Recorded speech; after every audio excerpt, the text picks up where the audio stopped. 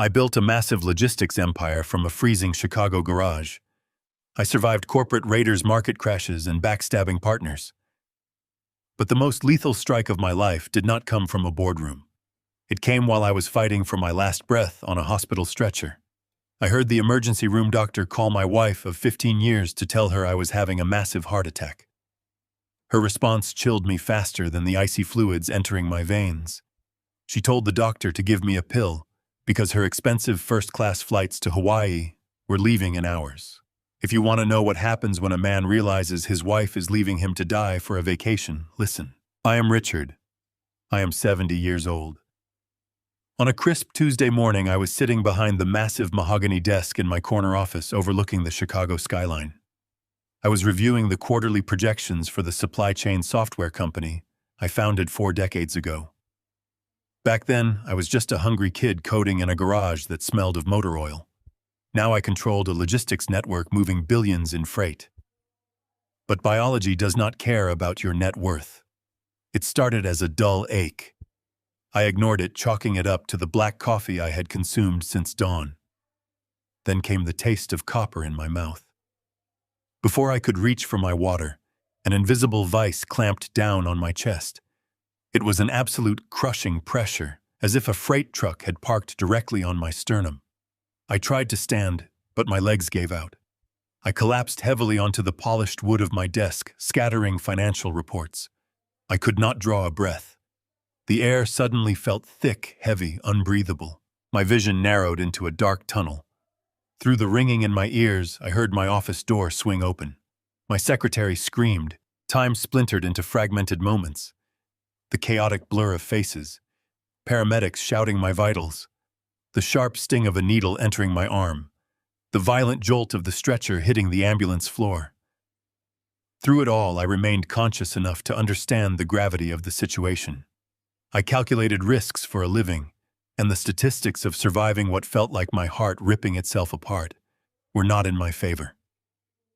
The sirens wailed a frantic soundtrack to the panic coursing through my fading mind. I had spent my entire life building an empire, securing my legacy, providing a life of luxury for my family. My wife, Cynthia, my stepson, Brandon.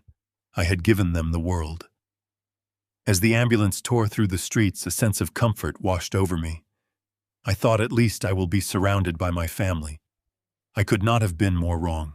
The emergency room at City General was a symphony of controlled chaos. Bright fluorescent lights stabbed at my eyes. Nurses moved around me with urgent precision, attaching electrodes to my chest, calling out numbers that clearly alarmed them. I lay there staring at the ceiling tiles, my breathing shallow and ragged.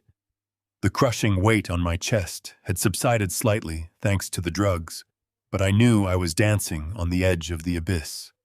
The attending physician, a young man with tired eyes, leaned over me.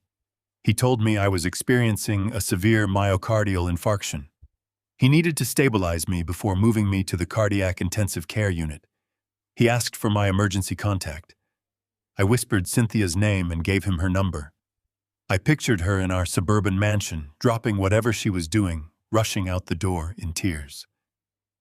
I had treated her son Brandon as my own, placing him as the chief operating officer of my company. They were my world. The doctor dialed the number on his mobile phone and put it on speaker, so I could hear her voice, hoping it would bring me comfort. It rang 3 times before she answered. There was background noise, the sound of zippers closing, luggage wheels rolling across hardwood floors. "Hello," Cynthia answered. Her tone was brisk, hurried. "Mrs. Cynthia," the doctor said, his voice calm and steady. "I am calling from City General Hospital. I am here with your husband, Richard. He has suffered a severe heart attack. We are working to stabilize him now, but his condition is critical. We need you to come to the hospital immediately." I waited for the gasp. I waited for the panicked questions. I waited for the sound of my wife dropping everything. Instead, there was a long, heavy pause, then a sigh of pure, unadulterated annoyance. "Is this some kind of joke?" Cynthia said. Her voice was cold, sharp, and completely devoid of empathy. "Madam, please, I assure you this is not a joke," the doctor replied, clearly taken aback. "Your husband is in critical condition. He needs his family." I heard the sound of a suitcase zipping shut on the other end of the line. "I cannot come to the hospital right now," she snapped. "Brandon and Tiffany have been packing for weeks. We are leaving for the airport in 2 hours. Our first-class flights to Maui are entirely non-refundable." The doctor glanced down at me, his eyes wide with disbelief. I lay paralyzed, copper returning to my mouth. "Mrs. Cynthia, your husband might not survive the night," the doctor said. "You need to be here." "Just give him a pill, doctor," Cynthia replied indifferently. "He is a tough old man. He can manage. I am not ruining my vacation over this. We have a private yacht booked for tomorrow. Tell Richard to call me when he is discharged. Have a good day." The line went dead. The silence in the trauma bay was deafening. The doctor slowly lowered his phone, staring at it, as if it had turned into a venomous snake. He looked at me, struggling to find words of comfort. But no words could fix what had just happened. My heart monitor began to beep wildly, the tempo accelerating into a frantic rhythm. The alarms on the machines around me blared. It was not just the physical damage to my heart anymore. It was the absolute crushing realization that the woman I had showered with millions of dollars had just weighed my life against a vacation to Hawaii and chose the vacation. She was leaving me to die alone in a sterile room, so she would not miss her flight. The nurses rushed back in, pushing medications through my line, shouting for the crash cart. My vision started to fade to black, but my mind was screaming. I realized then that they did not love me. They loved my bank accounts. They loved the luxury I provided. I was nothing but an infinite wallet to them. As the darkness pulled me under, the grief and betrayal evaporated. In its place, a cold, calculating rage ignited in my chest. I swore a silent oath to myself in that fading moment. If I survive this single night, Cynthia will return from her tropical paradise to find absolutely nothing left. The sterile air of this intensive care unit was heavy with the scent of antiseptic and dying hope. I lay there, tubes snaking from my arms, my chest still throbbing with the ghost of that crushing weight. The heavy steel door creaked open, and in walked Cynthia and Brandon. They were a jarring sight against the backdrop of medical monitors and beeping machines. Cynthia looked like she had just stepped off a yacht. Her hair was styled in a perfect, expensive blowout, and she clutched a brand-new Hermes bag that cost more than my first car. Brandon was right behind her, his tailored Italian suit jacket sharp and unwrinkled. He looked more like a man heading to a board meeting than a stepson visiting a father who had nearly died the night before. I closed my eyes for a second, trying to steady my heart rate. When I opened them, Cynthia was hovering over my bedside. She leaned in, her perfume, a sharp floral scent clashing with the hospital's medicinal smell. "Richard, honey," she said, her voice dripping with artificial warmth. She placed a manicured hand on my arm, but her touch felt cold. "The doctor says the worst is over. You look so much better than you did last night." I did not answer. I just watched her. I wanted to see if there was any real fear in her eyes, any lingering trace of the woman who had shared my bed for 15 years. All I saw was impatience. She kept glancing at her watch, the gold links glinting under the harsh overhead lights. Brandon moved to the foot of my bed, folding his arms across his chest. He looked at the monitors, then back at me, with an expression that was supposed to be concern, but looked more like a calculation. "Me staying here will just stress you out." Cynthia continued her tone, shifting to that familiar, sugary sweet register she used when she wanted to manipulate me. "I know you, Richard. You hate being seen in this state. You want everyone to be strong, to be productive." She patted my hand, then pulled it away quickly, as if she had touched something dirty. "Brandon needs this Hawaii trip to decompress. Running your company has been exhausting for him. He has been taking on so much responsibility lately. You want us to be happy, right? You want to know that we are out there enjoying the fruits of your hard work while you recover." I nodded slowly, keeping my face slack. It was the easiest performance of my life. I played the role of the frail, dependent old man who was grateful for his family's presence. Inside, I was reading them like a profit and loss statement. They were not here to comfort me. They were here to ensure I would not interfere with their schedule. They were here because they needed to clear the path for their departure. I took a deep breath, feeling the mechanical whine of the ventilator nearby. Yes. I managed to whisper, my voice raspy and thin. You should go. I do not want to hold you back. A look of relief passed between them. It was subtle, almost invisible, but I saw it. Cynthia's shoulders dropped, and Brandon's face brightened. See, I told you, Brandon said, flashing that crooked grin I once mistook for sincerity. Dad knows the value of hard work. He knows we cannot just pause the world because of one bad day. I looked at my stepson. For years, I had treated Brandon as if he were my own blood. I had guided him, mentored him, and handed him the keys to the kingdom I had built with my bare hands. I had trusted him when I should have been watching his moves. Now, watching him stand at the foot of my bed, I realized he had been waiting for this moment. He was not waiting for my recovery. He was waiting for my vacancy. The office, the assets, the power, he saw them as his inheritance, and he was tired of waiting for me to step aside. Cynthia began to fuss with the collar of my hospital gown, a gesture that meant nothing. She was just keeping up appearances for the nurse passing by the door. You rest, she instructed, her voice regaining that authoritative edge. We have everything under control at the office.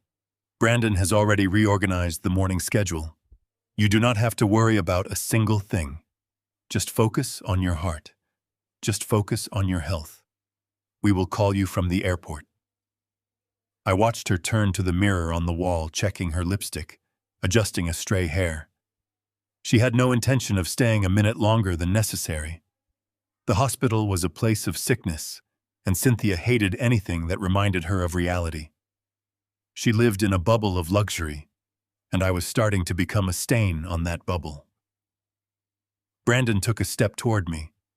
The jovial expression shifted, becoming more professional, more transactional. He reached into his suit jacket and pulled out a thick stack of legal papers. The paper was thick, expensive, the kind that held weight. It felt heavy even from where I lay. He pulled a fountain pen from his pocket, the gold nib glinting in the light. Dad, just one quick thing before we head to the airport, he said. It is just the standard medical and financial power of attorney. We need it so we can sign the new vendor contracts and keep the payroll moving while you are stuck in this bed. It is a formality. We have already gone over the details with the legal team. They just need your signature to keep things running. I stared at the papers. My pulse raced to the machine beside me, picking up the pace. This was it. The move. The play to take the keys while I was still bleeding out. They were not asking. They were finalizing. I looked at Brandon, then at the papers, and for a fleeting moment I almost laughed. They were so confident, so utterly sure of my demise that they did not even bother to hide their true colors. I shifted in the bed, groaning as if the pain were too much to bear, my hands fumbling weakly as I reached for the pen. I was the clueless old man they wanted, and I would play that part until the very last second. I recalled the early days in the garage, the smell of grease and ambition, the cold concrete floor beneath my sleeping bag because I was too broke for an apartment. I remembered the nights I skipped meals so I could afford that first server. I worked for every single dollar, every inch of ground I gained in this city. And now my own blood, or what I had called my blood, was treating those decades of sacrifice as a pile of loose change. My hands moved slowly, deliberately towards the pen. The air in the room felt tight, pressing against my temples, but my focus remained absolute. This was a game of shadows, and I was the one holding the lantern. Brandon stepped closer to the bed, his expensive designer cologne barely masking the sterile hospital smell. He smoothed out the thick legal pages against the plastic tray table that hovered over my lap. It is nothing major, Dad, he said, his voice maintaining that carefully rehearsed corporate calm. Just a standard medical and financial power of attorney. With you stuck in here for the foreseeable future, I need the legal authority to sign the vendor contracts and authorize the bi-weekly payroll. The banks are getting strict about these things. We cannot afford any operational delays while you recover. You know exactly how the board gets when cash flow stalls. I forced my eyes to squint, playing the part of a man whose brain was clouded by morphine and profound fatigue. But 40 years of building a logistics empire from scratch does not just vanish because of a blocked artery. My mind was sharp, evaluating every syllable he spoke. I looked down at the documents. The font was small, the legal jargon dense, exactly the kind of paperwork meant to overwhelm a dying man. But I did not need to read every single line to spot the trap. My eyes caught a specific clause buried on the second page. Total liquidation rights. It was a phrase that had no business being in a temporary operational proxy. He was not asking for permission to pay our employees. He was asking for the legal right to sell my assets, empty my accounts, and completely liquidate the company I had painstakingly built. I shifted my gaze from the paperwork back to my stepson. I looked at his hands. For all his smooth talking and tailored suits, Brandon was still an amateur playing in a high-stakes arena. His left hand, resting on the edge of the plastic tray, was trembling. It was a slight, almost imperceptible tremor, but to a man who had negotiated with ruthless corporate raiders, it was a glaring siren. A drop of sweat had pooled at his temple despite the freezing air conditioning of the intensive care unit. He was terrified. He knew exactly what he was attempting to steal, and he was absolutely terrified I would read the fine print before the ink hit the page. I let out a ragged cough, letting my head loll back against the thin hospital pillow. The heart monitor beeped in a steady, reassuring rhythm, a stark contrast to the betrayal unfolding beside my bed. "Oh, Brandon," I mumbled, slurring my words slightly to sell the performance. "You know I cannot focus on all this dense legal text right now. Just tell me where to sign so you can catch your flight." Cynthia stepped up beside him, her impatience radiating like heat. "Just sign it, Richard," she urged, tapping her expensive shoe against the linoleum floor. "We really are going to miss the boarding call, and the traffic to the airport is going to be an absolute nightmare today." Her complete disregard for my life was breathtaking. Brandon uncapped his gold fountain pen and pressed it into my weak hand. He pointed to the dotted line at the bottom of the final page.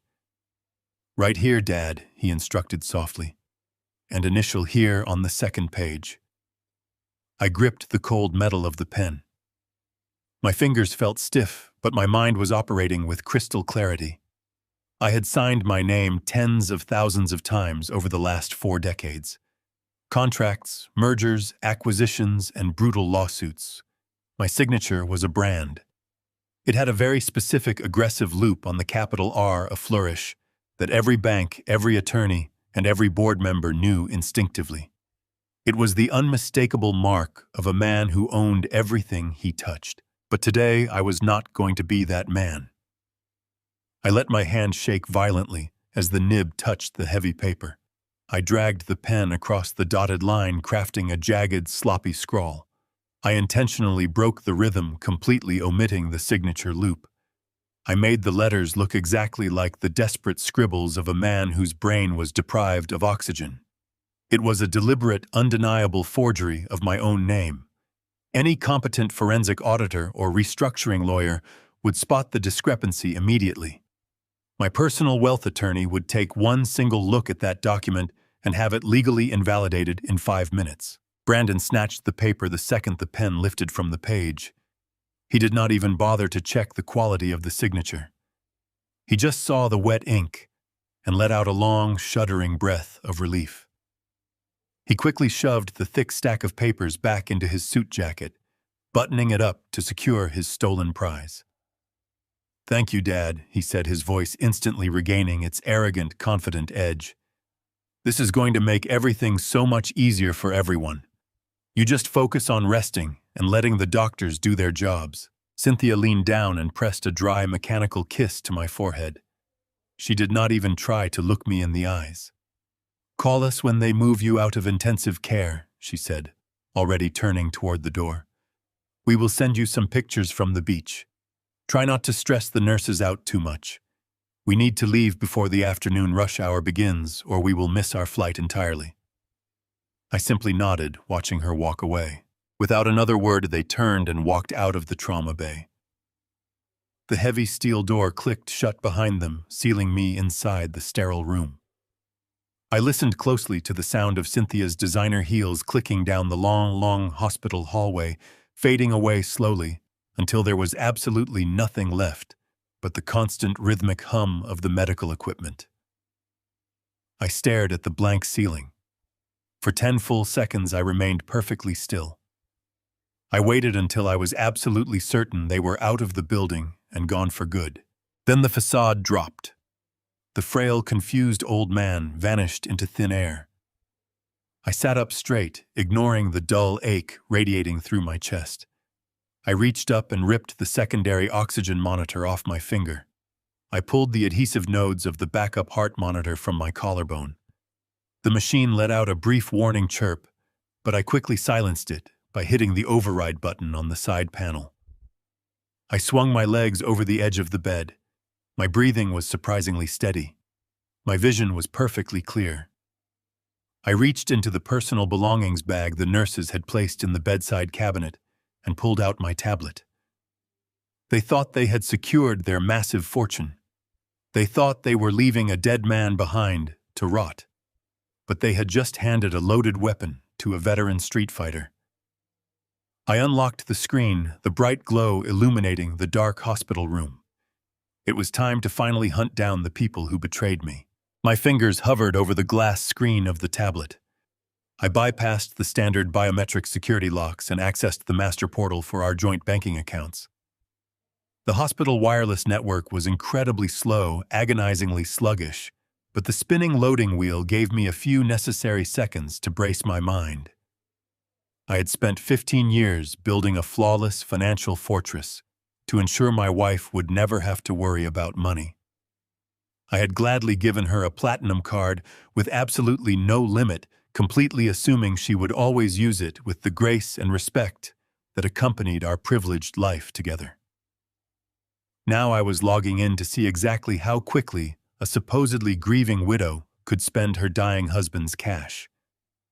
The main dashboard finally loaded, displaying a cascading list of recent transactions. I tapped directly on the primary credit account linked specifically to Cynthia. I genuinely expected to see the first-class flight upgrades she had mentioned on the phone. I expected to see the luxury resort reservations that were allegedly non-refundable. I was even prepared to see a few overpriced airport meals and expensive cocktails. What I was absolutely not prepared for was the precise, undeniable timeline of her lavish spending spree. I carefully scanned the digital timestamps aligned on the left side of the screen.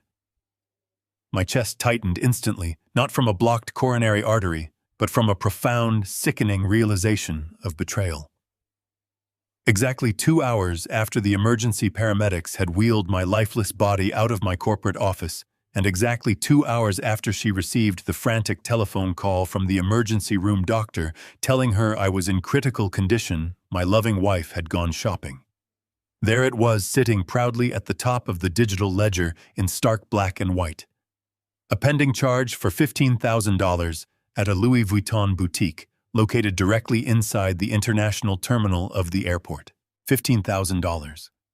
While I was taking my first shallow, painful breaths under a plastic oxygen mask, fighting for every single heartbeat in a sterile trauma bay, Cynthia was casually swiping her card for designer luggage and expensive leather handbags. My eyes slowly moved down to the very next transaction on the list. It had been officially processed just 30 minutes after the boutique purchase. $12,000 paid directly to an exclusive private yacht charter company based on the coast of Maui.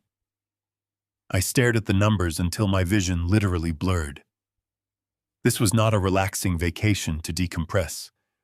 This was not a necessary trip to escape the emotional stress of my severe medical emergency. This was a victory lap. They were actively celebrating. My wife and my stepson were already spending their anticipated inheritance popping expensive champagne on my metaphorical grave before the dirt had even been shoveled. I felt a cold, sharp clarity wash over my entire mind, instantly burning away any residual affection I ever held for the woman who had shared my home for 15 years. She was a greedy parasite, and Brandon was her willing, calculating accomplice. But parasites can only drain you if you intentionally leave the host body exposed and vulnerable. I calmly closed the personal checking portal and navigated to the secure corporate ledger for my logistics software company. I desperately needed to see exactly how much structural damage Brandon had caused while masquerading as the chief operating officer of my empire. If he had boldly pushed me to sign a document containing a total liquidation clause, he was not just looking to legally sign payroll checks for our employees. He was actively preparing to drain the business dry. I tapped on the outgoing wire transfers tab, deliberately sorting the detailed list by the last 48 hours. My eyes darted past the standard monthly vendor payments, the routine utility bills, and the regular software licensing renewals. Everything looked perfectly normal and completely mundane until I reached the very bottom of the digital page. A massive, glaring anomaly sat right there in the pending outbound queue, waiting to be cleared by the bank. It was a prioritized wire transfer for exactly $50,000 pulled directly from our primary corporate operating account. I narrowed my eyes, tapping on the transaction to expand the recipient details. The funds were absolutely not going to a reliable logistics partner or a standard server hardware manufacturer. The massive sum of money was specifically wired as a non-refundable retainer fee to Vanguard and Hayes. My blood ran cold at the sight of that name. Vanguard and Hayes was one of the most ruthless, aggressive corporate restructuring law firms in the entire city of Chicago. They were absolute sharks, the exact kind of high-powered lawyers you only ever hire when you are actively planning a hostile corporate takeover, a forced bankruptcy declaration, or a massive immediate liquidation of company assets. My analytical mind raced rapidly, connecting the dark dots with lethal, unforgiving precision. Brandon was not a visionary entrepreneur. He did not possess the strategic vision, the raw intelligence, or the fundamental grit required to build a successful company from nothing. He only knew how to dismantle and sell what I had already painstakingly created. But the burning question remained. Why would my seemingly loyal chief operating officer quietly hire brutal corporate liquidators while I was still technically drawing breath in a hospital intensive care unit? The timing was too perfect, too maliciously calculated. He knew about my declining health before the heart attack even happened, or he was simply ready to execute a hostile plan the very second I showed physical weakness. He was moving pieces on a chessboard while I was lying in a hospital bed attached to life support machines. The sheer audacity of his secret action was staggering. He was utilizing my own corporate funds to legally orchestrate my permanent removal from the logistics empire I built from a freezing garage. I needed a verified pair of eyes on the inside immediately. I needed a trusted ally who could safely navigate the corporate servers and see the hidden shadows Brandon was casting across my own building. I minimized the banking application and opened my securely encrypted contact list. I scrolled past the useless business acquaintances and fake corporate friends until I found the only name that truly mattered right now. Sarah Jenkins. She was my brilliant, fiercely loyal chief financial officer. She had been standing right beside me since the early days, back when we could barely afford to pay the monthly heating bill.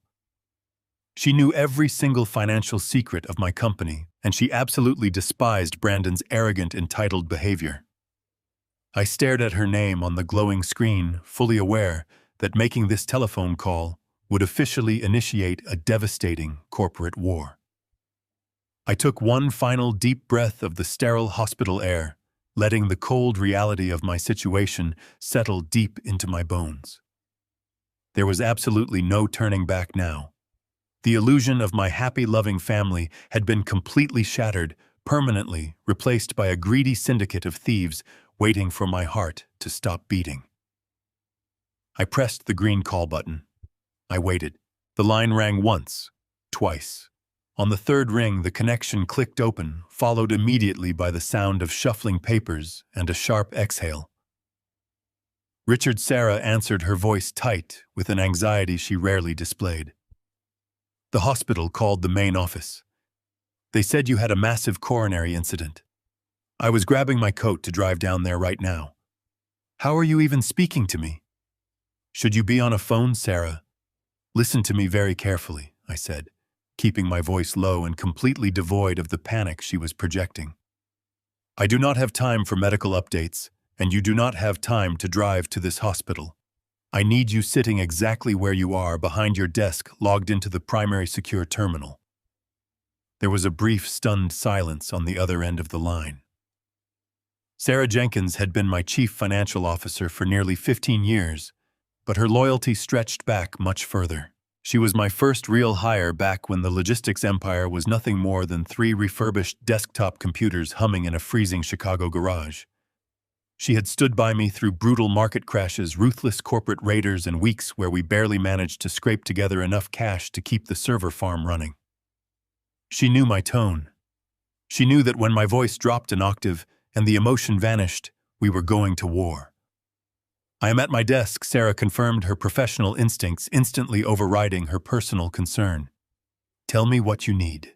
Brandon has locked me out of the master executive suite, I explained, staring at the sterile white tiles above my hospital bed. He just visited me here in the intensive care unit and aggressively pushed a full medical and financial power of attorney into my hands. He claimed he needed it to authorize standard vendor payments while I recover. But I just checked our outgoing corporate wire queue. Your beloved chief operating officer just forwarded a $50,000 non-refundable retainer fee to Vanguard and Hayes. I heard Sarah draw in a sharp, ragged breath. Even in the finance department, the name Vanguard and Hayes was universally recognized as the absolute grim reaper of corporate restructuring. That makes absolutely no sense, Sarah whispered, the rapid typing on her keyboard echoing through the phone receiver. Brandon does not have the unilateral authority to hire external liquidation counsel, and he certainly does not have the operating budget clearance to issue a $50,000 retainer without my direct verified countersignature. He does if he assumes I am going to be dead before tomorrow morning, I replied coldly. He and his mother are currently sitting in the first-class lounge at the airport, waiting to board a flight to Maui.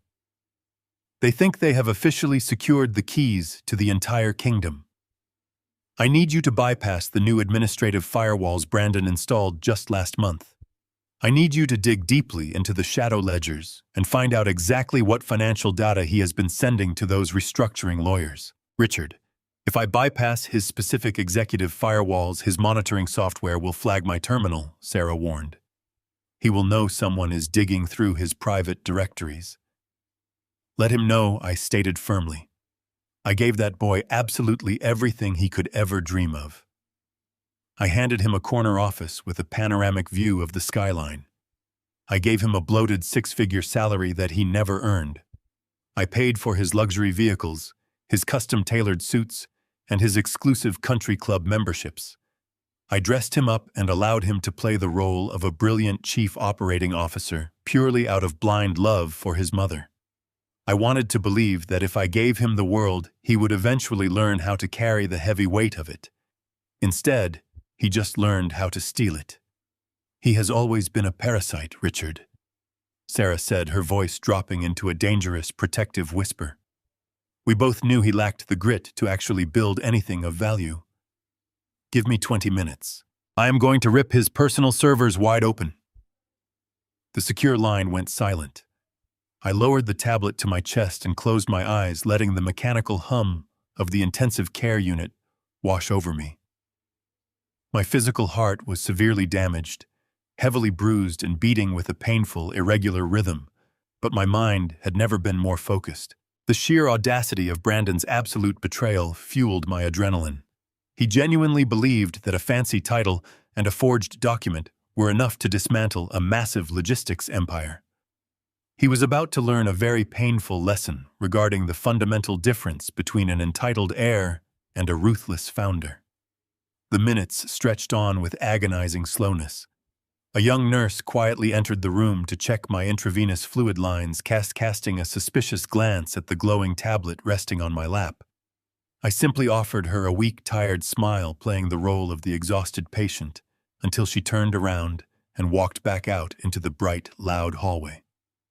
I calculated every possible scenario in my head, visualizing the corporate battlefield. Brandon was arrogant, but he was also incredibly careless. He always left a trail of sloppy mistakes because he never truly understood the complex machinery of the software network he was supposedly managing. I knew that Sarah would find the smoking gun. Exactly 20 minutes later, my private secure line buzzed. I answered it immediately. "Sarah," I said, "what did you find?" I could hear the trembling in her breath before she even spoke a single word. The steady, reliable chief financial officer who had fearlessly negotiated multi-million-dollar mergers without breaking a sweat was currently shaking. Richard, Sarah began, her voice cracking under the immense weight of her discovery. "Brandon is not just hiring restructuring lawyers to reorganize the vendor payrolls. I finally broke through his encrypted personal folders and found a hidden directory containing months of highly confidential internal communications." "Tell me exactly what you are looking at," I commanded, my grip tightening around the cold, metallic edge of the hospital bed railing. "He has been secretly funneling our proprietary source code, our primary client databases, and our entire 5-year financial projection portfolio to an aggressive venture capital firm based out of New York."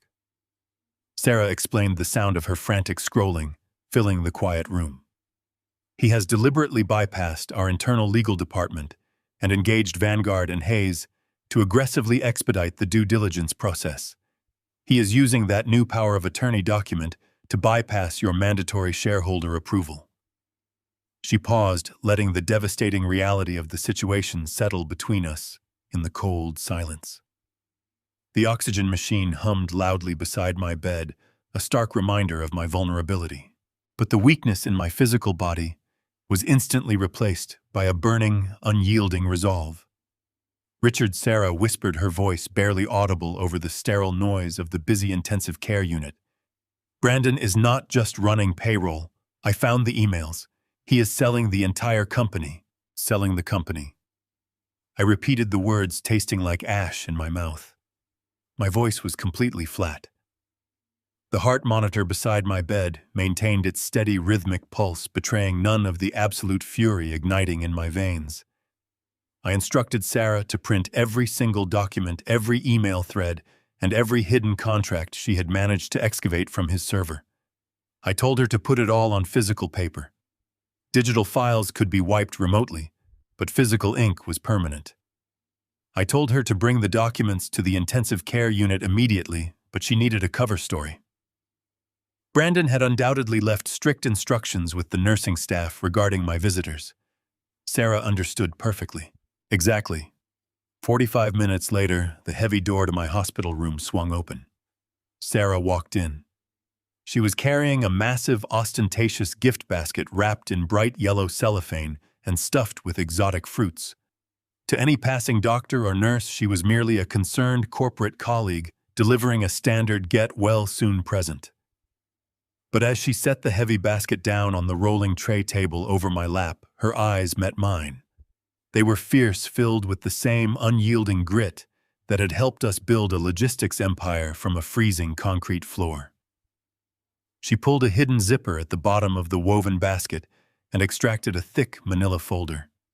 She slid it smoothly under my hospital blanket. "The nurses think I am just here to drop this off and say a quick prayer," Sarah whispered, glancing nervously at the small glass window of my room. "You have about 10 minutes before they come back to check your intravenous lines. Read fast, Richard. It is worse than we could have ever imagined." I nodded, waiting for her to step back out into the hallway to stand guard. Once the door clicked shut, I pulled the heavy folder from beneath the thin cotton blanket. My fingers were slightly numb from the medication, but my mind operated with lethal precision. I opened the cover. The very first document was a formal letter of intent from a prominent New York venture capital firm. They were absolute corporate vultures, legendary for buying vulnerable tech companies, stripping their assets, and firing the staff to maximize short-term profits. I read the numbers. Brandon had agreed to sell 30% of my software empire at a humiliatingly deep discount. He was giving away our proprietary supply chain algorithms for a fraction of their true market value, and the timeline was completely devastating. The final execution date was set for this coming Monday morning. I flipped to the next page, my breathing remaining slow and measured. The mechanics of his betrayal were laid out in stark black and white ink. Brandon had quietly negotiated this entire deal over the past 4 months. He used his position as chief operating officer to isolate the legal department, feeding them fabricated projections to justify a search for outside liquidity. But he had always faced one insurmountable hurdle. He did not possess the ultimate executive authority to sign away equity. That power rested exclusively with me, unless, of course, I was legally incapacitated or dead. I stared at an email thread between Brandon and the lead partner at Vanguard and Hayes. Brandon guaranteed that a full medical and financial power of attorney would be secured by the end of the week. He promised the lawyers the document would grant him total liquidation rights, bypassing standard shareholder approval. He had orchestrated this entire sequence of events perfectly. He just needed my heart to fail. When it finally did, he and his mother wasted absolutely no time. They secured the signature, packed their designer luggage, and boarded a flight to Hawaii, leaving the vultures to feast on the remains of my work. I continued to turn the pages, the cold reality of my situation settling deeply into my chest. The financial documents were infuriating, but they were simply business. The final document in the folder, however, was something entirely different. It was a printed copy of a forwarded email. Brandon had sent it to his wife Tiffany directly from his personal phone just hours before they left for the airport. The subject line was blank. I read his message carefully. The words were burned into my memory instantly. He wrote, "The lawyers are ready for Monday. Once the old man croaks, the holding company automatically defaults to Mom. We take our 30% cash out, let the venture guys strip the remaining assets, and he dies a forgotten footnote. Start looking at those properties in the Hamptons. We are finally free. He dies a forgotten footnote." I read that single sentence 3 times. For 15 years, I provided this boy with a life of absolute privilege. I paid for his education, handed him a career, and treated him with respect. And in return, he viewed my impending death as a convenient financial transaction. He did not just want my money. He wanted to erase my legacy completely. He wanted to take the empire I built through blood, sweat, and sacrifice and trade it for a vacation home and a quick payout. I closed the folder and rested my hands on top of it. A normal man might have broken down. A normal man might have wept at the sheer cruelty of his own family. A normal man might have pressed the call button, begging for sedatives to dull the emotional pain. But I did not cry. My heart monitor did not spike. My breathing did not hitch. Instead, staring at the sterile wall, I smiled. It was a cold, quiet, terrifying smile. Brandon had made a fatal miscalculation. He had assumed that because I was 70 years old and lying in a hospital bed, I was weak. He had assumed that a piece of paper signed with shaky ink was enough to topple a king. He had severely underestimated the kind of monster you have to become to build an empire from a freezing garage in Chicago. I slipped the folder back under my blanket just as the heavy door swung open. Sarah stepped back inside, followed closely by a young nurse checking her clipboard. I let my smile fade, replacing it instantly with the mask of a tired, broken old man. The nurse adjusted my intravenous drip, smiled sympathetically at Sarah, and quietly left the room. Sarah rushed to my bedside, her eyes wide with concern and fear. "Richard," she whispered urgently, "what are we going to do?" "He is going to sign those final papers on Monday morning. If that venture capital firm gets their hands on our source code, we are completely finished. I looked at my brilliant chief financial officer. My voice was steady, dropping into a tone she had not heard from me since our most brutal corporate battles a decade ago. "Sarah, my friend," I said calmly, "call Harrison Cole. Tell him to use the freight elevator and bypass the front desk. I want him sitting in this room in exactly 1 hour. We have a company to save and a family to destroy." The heavy wooden door to my hospital room remained closed. I lay perfectly still against the stiff mattress, watching the second hand sweep across the large wall clock. Exactly 58 minutes had passed since my conversation with Sarah. The intensive care unit was deceptively quiet, a stark contrast to the absolute warfare currently brewing inside my mind. Suddenly, the handle clicked. The door did not swing wide open like it did when the nurses entered for their rounds. It opened just enough for a tall, impeccably dressed man to slip through the narrow gap. Harrison Cole had arrived. He brushed a speck of invisible dust from the lapel of his charcoal suit and locked the door behind him. Harrison was 50 years old, sharp as a scalpel, and utterly devoid of professional mercy. He was my personal wealth attorney, a man who charged $2,000 an hour to make rich men impenetrable. I had explicitly instructed Sarah to tell him to use the underground freight elevator and navigate through the basement utility corridors. I needed his arrival to remain completely undocumented by the main hospital lobby security cameras. If Brandon had placed anyone on the payroll to monitor my visitors, I could not risk them spotting the city's most feared wealth protector walking into my room. Harrison approached the foot of my bed, his eyes scanning the medical monitors before finally resting on my face. "You look remarkably alert for a man who officially died for 90 seconds. Yesterday morning." He stated, his voice a low, gravelly baritone that commanded instant authority. I let out a dry, humorless breath. Death is surprisingly motivating, Harrison. I reached beneath my thin hospital blanket and pulled out the thick manila folder Sarah had smuggled inside the fruit basket. I tossed it onto the plastic tray table. "I need you to read this immediately," I commanded. "Every single page." Harrison did not ask any useless questions. He pulled a pair of reading glasses from his breast pocket, dragged a plastic visitor chair to the side of my bed, and opened the folder. I watched his face closely as he reviewed the digital blood trail. For a man who made a lucrative living navigating high-stakes corporate divorces and vicious hostile takeovers, Harrison rarely showed genuine surprise. But as his eyes scanned the credit card statements showing Cynthia swiping her platinum card for $15,000 worth of designer luggage and $12,000 for a private Maui yacht charter, his jaw visibly tightened. He turned the page, moving on to the corporate ledger Sarah had extracted. I saw his eyebrows rise a fraction of an inch when he registered the $50,000 non-refundable retainer fee wired directly from my operating account to Vanguard and Hayes. Finally, he reached the printed emails. He read Brandon's arrogant declaration of his impending corporate sale, the secret negotiations with the New York venture capital firm, and the ultimate damning message sent to Tiffany. He read the line where Brandon referred to my death as a convenient footnote. Harrison closed the thick folder and slowly took off his glasses, folding the arms with a sharp metallic click. The silence in the room was absolute, broken only by the rhythmic beeping of my heart monitor. "I have dealt with some truly despicable human beings in my career," Richard Harrison said, his voice laced with a cold professional disgust.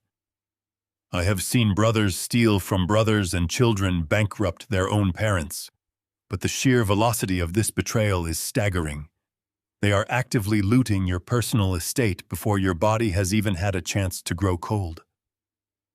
I nodded slowly, staring at the blank television screen mounted on the wall. "Brandon also paid me a visit before his flight to Hawaii," I explained quietly.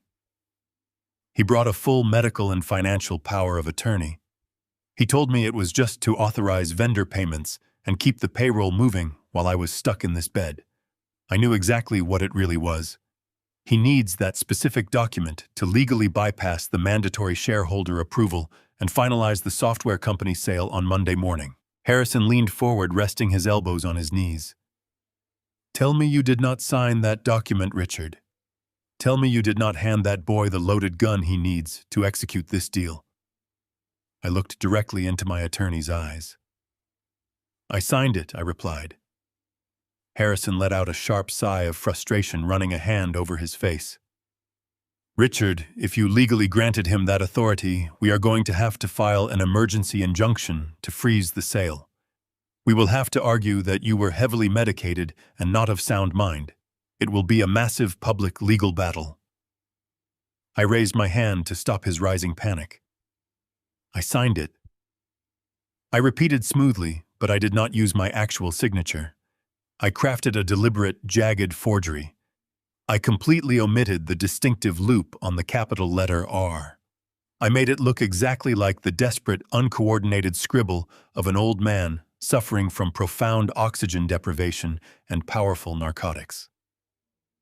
I handed him a completely invalid piece of paper, and he was so terrified and eager to steal my empire that he snatched it away without even verifying the ink.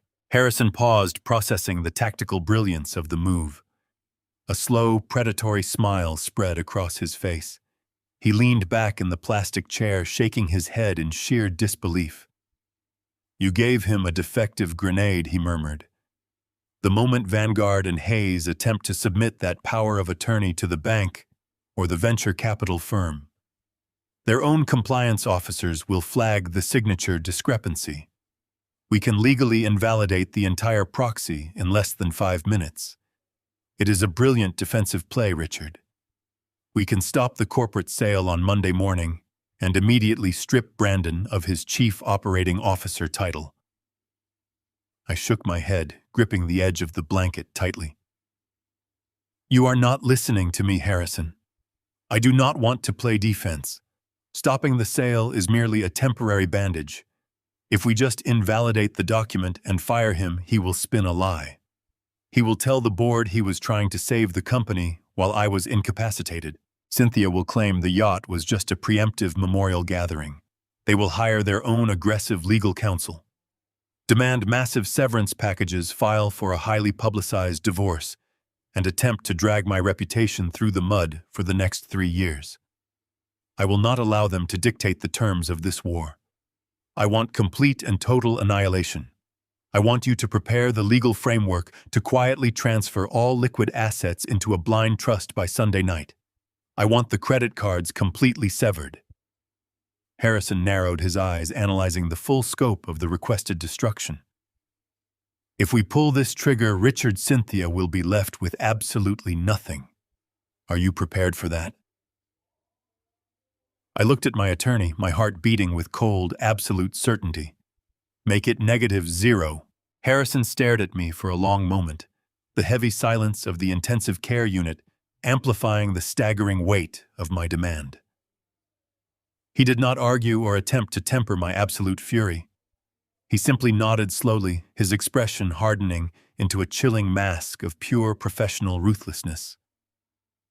He packed his reading glasses back into his tailored breast pocket and stood up from the cheap plastic visitor chair. I will have the comprehensive trust framework drafted and completely ready for your execution signature by midnight, he said, his voice dropping into a barely audible whisper. But we cannot securely conduct a sensitive financial operation of this massive magnitude from a heavily monitored hospital bed.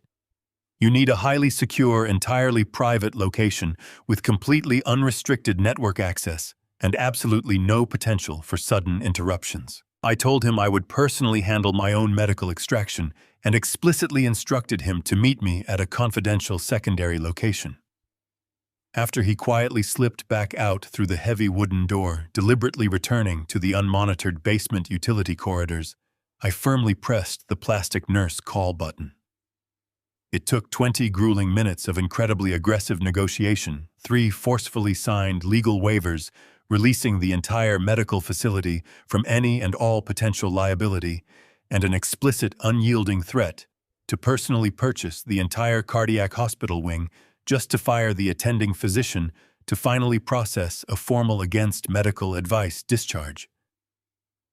I honestly did not care about the severe physical risk.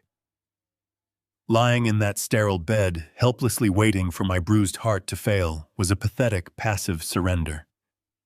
Taking absolute ruthless control of my sprawling corporate empire, even with painfully bruised ribs and severely strained arteries, was the only genuine medicine my exhausted body actually required right now. At exactly 2 in the morning, the sprawling hospital corridors were dimly lit and hauntingly quiet.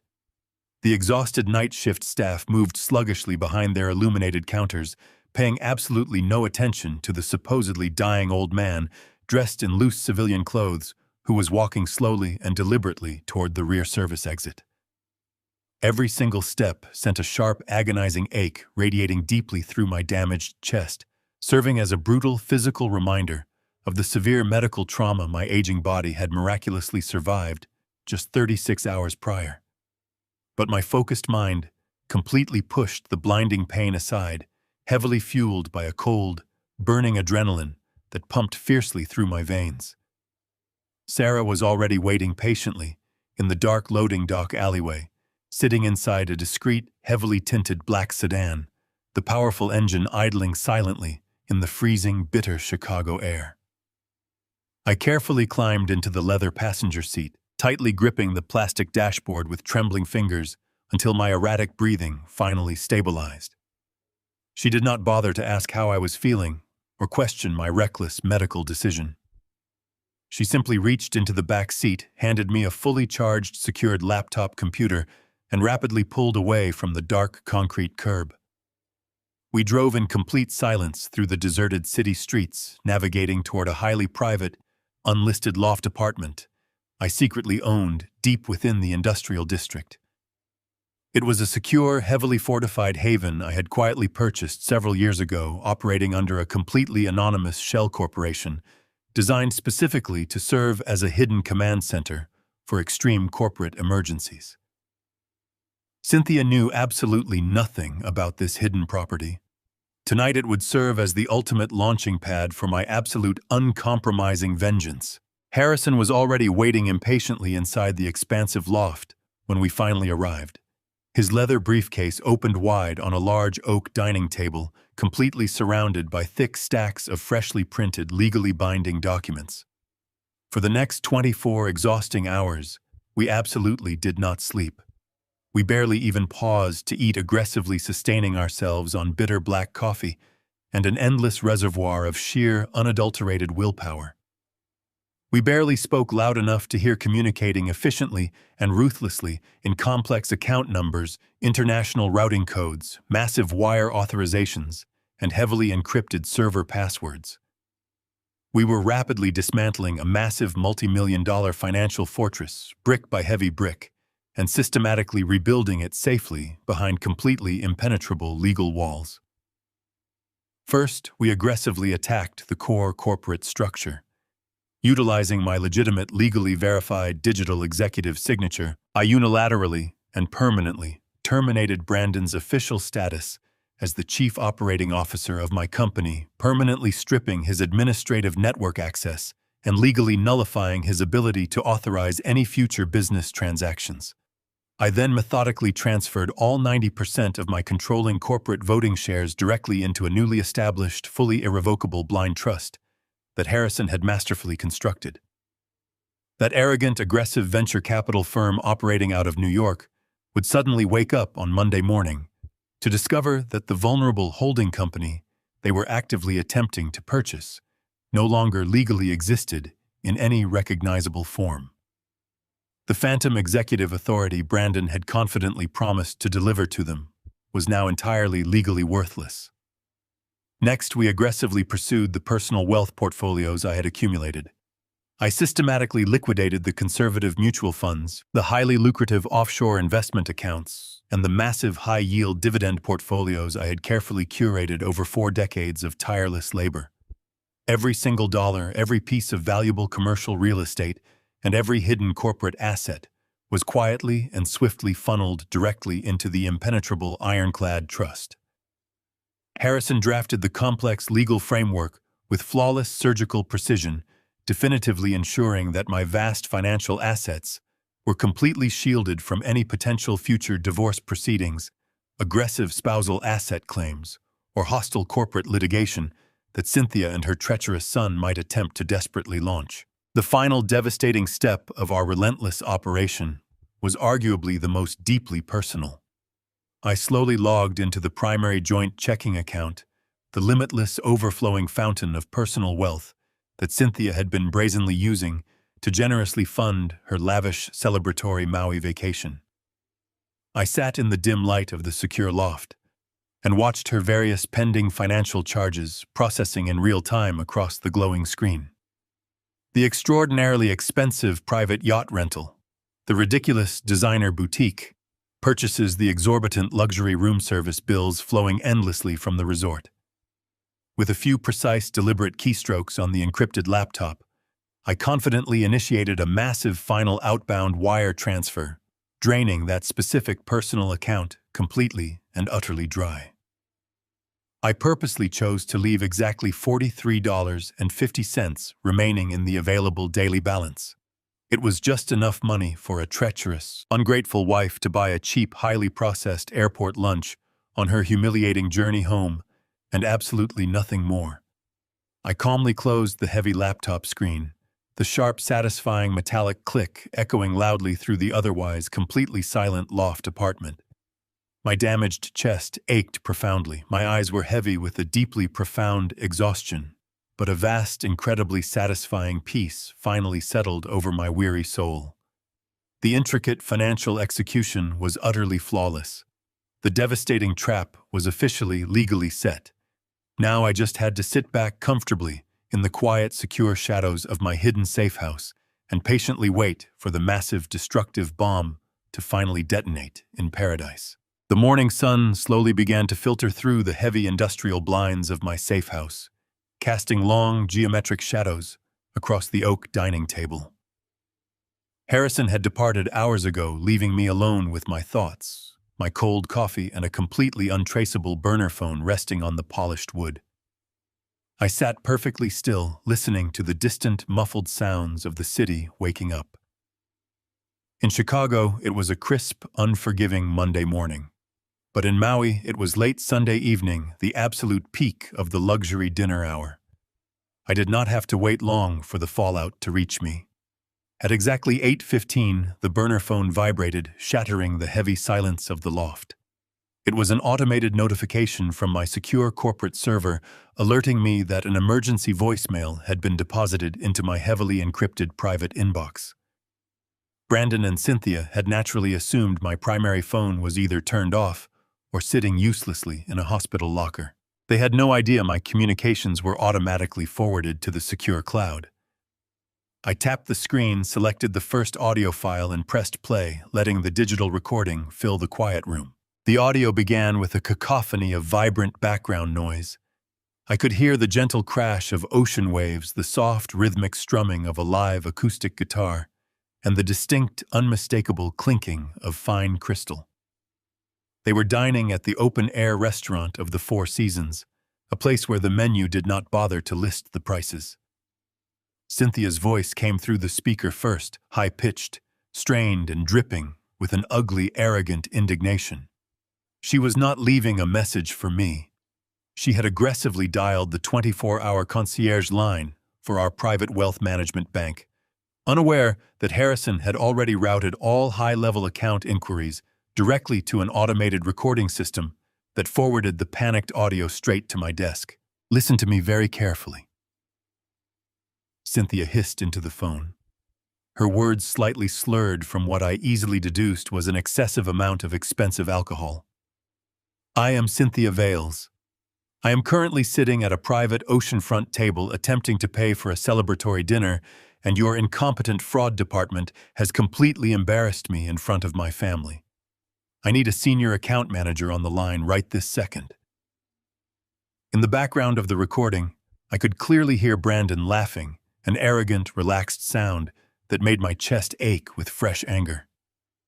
I heard him casually tell a waiter to bring another bottle of their finest vintage champagne, a vintage I knew for a fact cost upwards of $500 a bottle. He was celebrating his brilliant corporate coup completely oblivious to the financial guillotine swinging down toward his neck. "I am waiting!" Cynthia snapped at the automated banking prompt, her patience rapidly disintegrating. My black card was just declined by a 20-year-old waiter. Do you have any idea how humiliating that is? I have an absolute zero limit on this account. You need to remove the travel block immediately.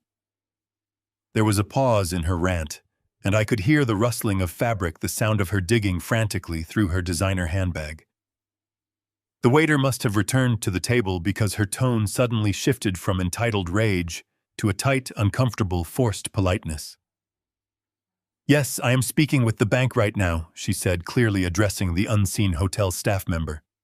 "It is simply a routine security measure because we flew in from Chicago yesterday. They are overly cautious with the platinum accounts. Here, just run these alternative cards while I sort out the primary line."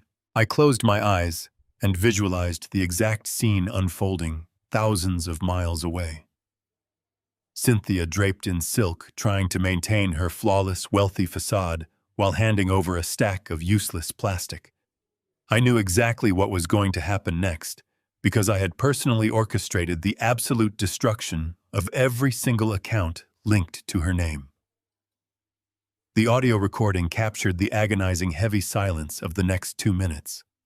The live music played cheerfully in the background, a sharp contrast to the suffocating tension slowly wrapping around their dinner table. I heard a chair scrape loudly against the wooden deck. "What do you mean they are all declining?"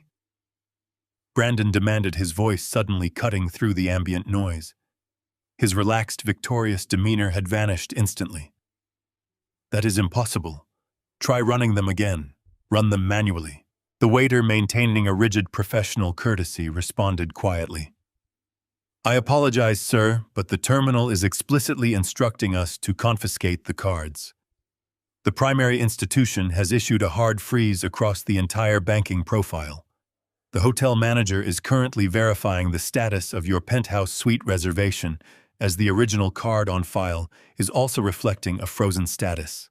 The sheer, unadulterated panic that erupted from my wife was music to my weary ears. A penthouse suite at the Four Seasons, a private yacht charter, and an unlimited tab of premium champagne, all suddenly unsupported by the massive fortune they thought they had successfully stolen. "Brandon, give him your corporate card," Cynthia demanded, her voice climbing into an octave of pure hysteria. "Just put the dinner and the room on the company account until I can get my useless wealth manager on the phone tomorrow morning." I heard the sound of a heavy leather wallet being slapped onto the table. "Just run this one," Brandon ordered the waiter, his tone thick with a forced, desperate bravado. "It is a premium corporate executive account. There are absolutely no spending limits. Run it for the dinner and authorize a $50,000 hold for the penthouse suite to satisfy your manager. Go do it now."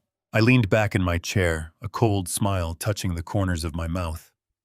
I had specifically instructed Harrison to liquidate and sever the corporate cards first. I knew Brandon would immediately attempt to lean on the company infrastructure the second his personal finances encountered resistance. The automated recording captured the sound of retreating footsteps, followed by 30 seconds of frantic, hushed arguing between mother and son. "What is going on with the bank?" Tiffany, Brandon's wife, finally spoke up, her voice trembling with confusion. "Why are they taking our cards? Shut up, Tiffany." Brandon snapped viciously. The old man probably forgot to authorize the travel alert before he went into the hospital. "It is just a minor clerical error. It will be fixed by tomorrow." The footsteps returned. The waiter cleared his throat, but this time he was not alone. The deep, authoritative voice of the hotel's night manager echoed clearly through the recording. "Mr. Vales, Mrs. Vales," the manager stated firmly, stripping away the deferential tone they usually reserved for actual paying guests. "We have attempted to authorize the corporate account you provided. It has not simply been declined for a security hold. The issuing bank has permanently flagged the account as closed and deactivated. Furthermore, we have received a direct communication from your corporate headquarters in Chicago, explicitly stating that you are no longer an authorized representative of the company. and that any charges incurred will absolutely not be honored. I listened to the absolute crushing silence that followed the manager's declaration. It was the sound of a stolen empire collapsing into dust. But what the manager said next was the true final strike. Therefore, we must insist on a valid alternative form of payment for the dinner you have consumed this evening. The manager continued, his voice devoid of any sympathy. And regrettably, we must ask you to vacate the penthouse suite immediately, as we cannot allow you to return to the room without a verified deposit. If you cannot provide a valid payment method right now, I will be forced to contact the local authorities to address the outstanding balance. The recording abruptly ended, replaced by the digital beep of the server. I stared at the phone. They had planned to leave me as a forgotten footnote, but I had just stranded them in paradise with absolutely nothing. I sat in the deep leather armchair of my secure penthouse loft, staring at the dark, polished surface of the oak dining table. Outside the expansive windows, the Chicago skyline glittered with cold, indifferent light, a stark contrast to the tropical warmth I had abruptly stripped away from my treacherous wife and stepson. I reached out and gently traced the edge of the untraceable burner phone. For a long, deliberate moment, the device remained completely still. They were currently standing in the lavish lobby of a Hawaiian resort surrounded by towering palm trees, frantically trying to process the sudden catastrophic collapse of their financial reality. I could easily picture Brandon aggressively arguing with the night manager, demanding respect he had never earned, while Cynthia hovered in the background, clutching her worthless platinum cards in absolute disbelief. The physical pain in my chest, a lingering reminder of the massive coronary incident I had survived just days prior, seemed to dull significantly. The sharp thrill of absolute control acted as the perfect anesthetic. I took a slow, deep breath, letting the cool, filtered air fill my healing lungs. I did not have to wait very long for their initial shock to morph into desperate action. The small screen of the phone suddenly illuminated the dark room, casting a pale glow across my hands. It vibrated once, a short, sharp buzz against the wooden table. Then it vibrated again, and again. The barrage had officially commenced. I simply sat back and watched the incoming notifications multiply with rapid, frantic precision. The digital counter on the screen climbed. 10 missed calls, 15 missed calls, 20 missed calls. They were relentlessly dialing the secure proxy number, unaware that their desperate attempts to reach the suite were being seamlessly routed directly to the device resting inches from my fingertips. The sheer volume of incoming calls painted a vivid picture of their escalating panic. By the time the screen finally stopped flashing, the red text indicated exactly 30 missed calls within 14 minutes. They were trapped thousands of miles from home without a single dollar.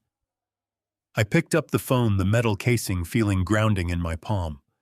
I bypassed the log and opened the visual voicemail application. There were 5 audio messages waiting. I tapped the screen to play the first recording, turning the volume up so their voices would echo clearly through the empty space of the loft. Cynthia spoke first, her tone dripping with familiar grating arrogance. "Richard," her voice barked through the small speakers, sharp and annoyed. "I do not know what kind of incompetent clerical mistake your accounting department has made, but every single one of my cards has been declined. The hotel manager is being incredibly rude and unreasonable. You need to call the private banking tier immediately and authorize an override. Fix this embarrassing mess right now and tell them to process the charges." The message ended with an aggressive, frustrated sigh. She still firmly believed this was nothing more than a minor administrative glitch.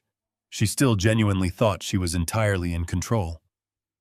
I smirked in the darkness, swiping my finger across the screen to initiate the second audio file. The second voicemail was left just 3 minutes after the first, but the subtle shift in Cynthia's voice was instantly detectable. The abrasive entitlement was beginning to fracture slowly, giving way to genuine creeping anxiety. "Richard, why are you not answering the emergency proxy line?" she demanded, her breathing noticeably shallow and rapid. "The bank is completely ignoring my security verification codes. They are refusing to speak with me."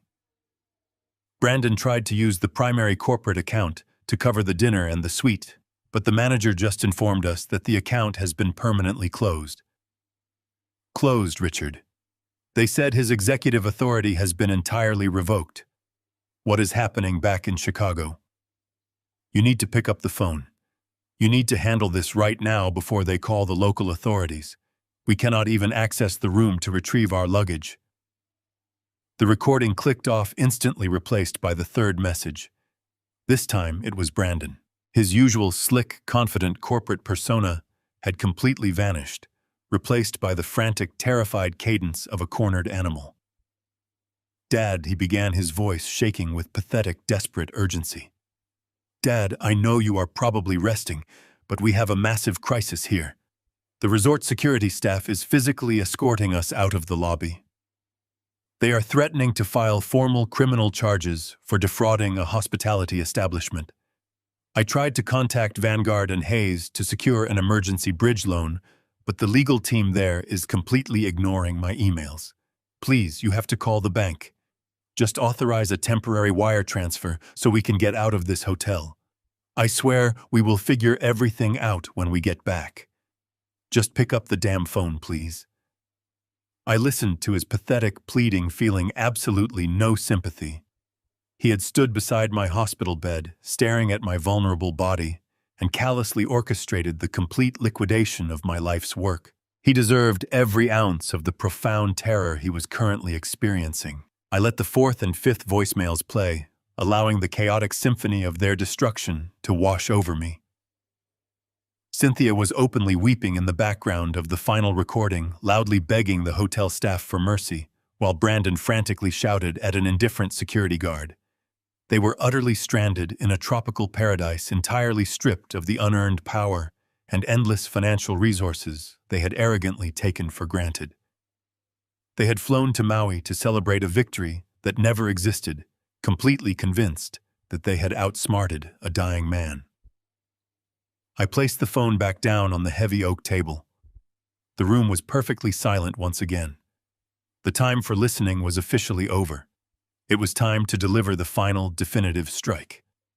I picked up the device, opened the encrypted messaging application, and selected a secure line to Brandon's personal cellular device. I did not want to engage in a drawn-out conversation.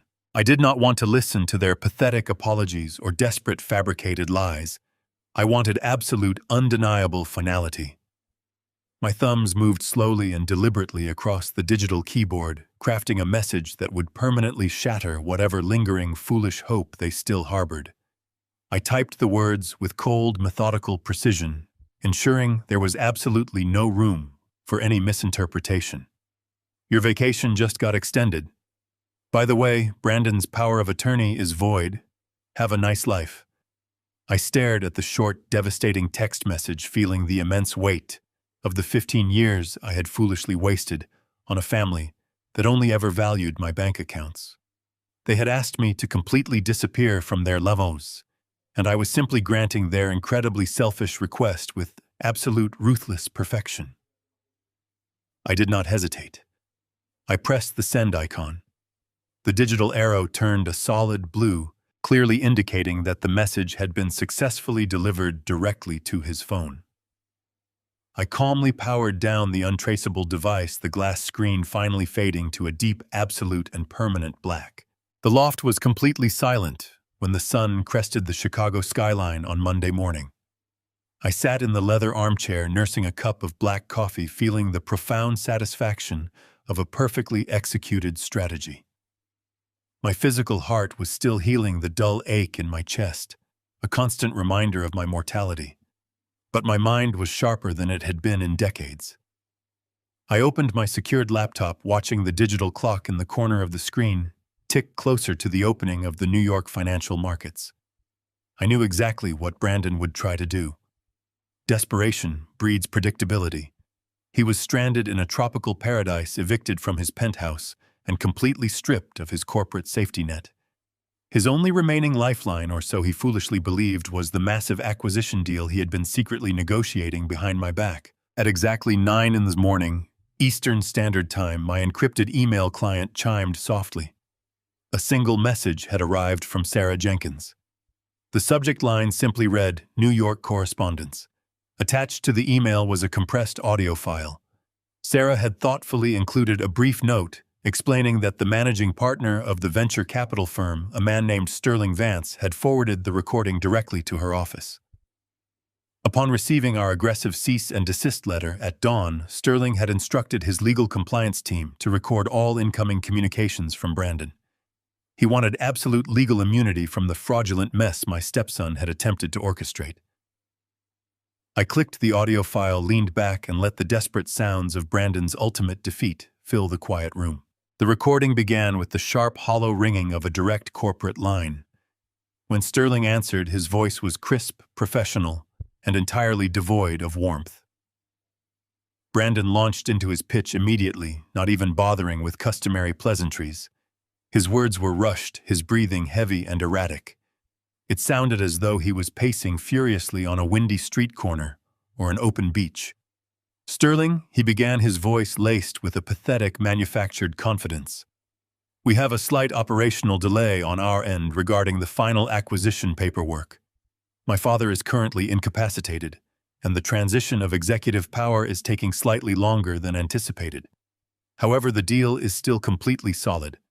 I just need you to wire the initial cash advance we discussed last week. A bridge loan just to cover some immediate restructuring expenses on my end.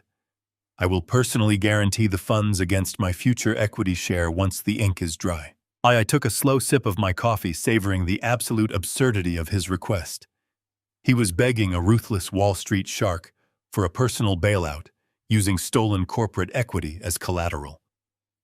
The silence on the other end of the line was heavy, thick, with the kind of predatory amusement that only seasoned financial veterans truly understand.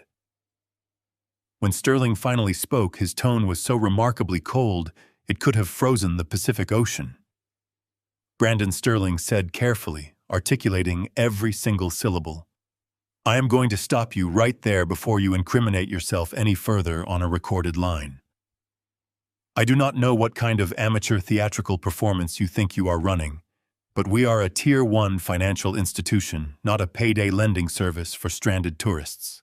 I could hear Brandon stutter, completely caught off guard by the aggressive shift in tone. Sterling, I do not understand, he stammered, the manufactured confidence instantly evaporating. I have the signed medical and financial power of attorney. I have the legal right to liquidate the holding company. We agreed on the 30% acquisition. We shook hands on this. You do not have anything. Brandon Sterling interrupted, his voice dropping into a harsh, unforgiving register. Your chief financial officer, Sarah Jenkins, sent my legal department a massive package at 6 o'clock this morning. It included a comprehensive cease and desist order, a fully verified corporate injunction, and a detailed forensic analysis of your recent activities. Do you have any idea how much liability you just tried to expose my firm to? You attempted to sell us proprietary source code using a blatantly forged document. The signature on your supposedly ironclad proxy is completely invalid. Our restructuring lawyers took one single look at it and laughed. It is utterly worthless. Brandon let out a strangled gasp, the sound of a man watching his only remaining parachute burst into flames. But the holding company, he pleaded, his voice breaking into a high, panicked whine. When he dies, my mother gets the holding company. We can just restructure the deal through her. We can still make this work, Sterling. Just send the advance. I need that cash right now. Sterling let out a dry, humorless chuckle. That was the sound of the final nail being hammered into the coffin. You really have absolutely no idea what is happening. Do you? Sterling asked, his tone shifting from anger to pure, unadulterated pity. There is no holding company anymore, Brandon. Your father spent the entire weekend moving every single corporate asset, every share of stock, and every liquid portfolio into an impenetrable blind trust. He completely dissolved the entity you were trying to sell. There is absolutely nothing left for your mother to inherit, even if he were to pass away this morning. The silence that followed was absolute. I could almost hear the tropical wind blowing through the speaker, carrying the shattered remains of Brandon's ego out to sea. But Sterling was not quite finished. He possessed the vicious instincts of a true corporate predator, and he was determined to leave absolutely no room for misunderstanding. Furthermore, Sterling continued, his voice sharp as a razor blade. I received a formal notice of termination alongside the legal injunction. You do not own 30% of that software empire, Brandon. You do not have executive clearance to authorize a bridge loan. In fact, as of yesterday evening, you do not even work there anymore. You are a terminated employee with a mountain of potential fraud charges hanging over your head. Do not ever contact this firm again. If you call this number one more time, I will personally forward this entire recording to the federal authorities. The line went dead with a sharp, decisive click. The audio file ended, leaving me sitting in the peaceful quiet of my secure loft. I slowly closed the laptop, letting my hands rest on the warm aluminum casing. The trap had not just snapped shut. It had completely obliterated the predators. Brandon had tried to sell my life's work for a quick, unearned payday, and instead he had publicly humiliated himself in front of the very people he desperately wanted to impress. He was entirely stripped of his title, his access, his stolen funds, and his dignity. I stood up and walked over to the floor-to-ceiling windows, looking down at the bustling streets of Chicago.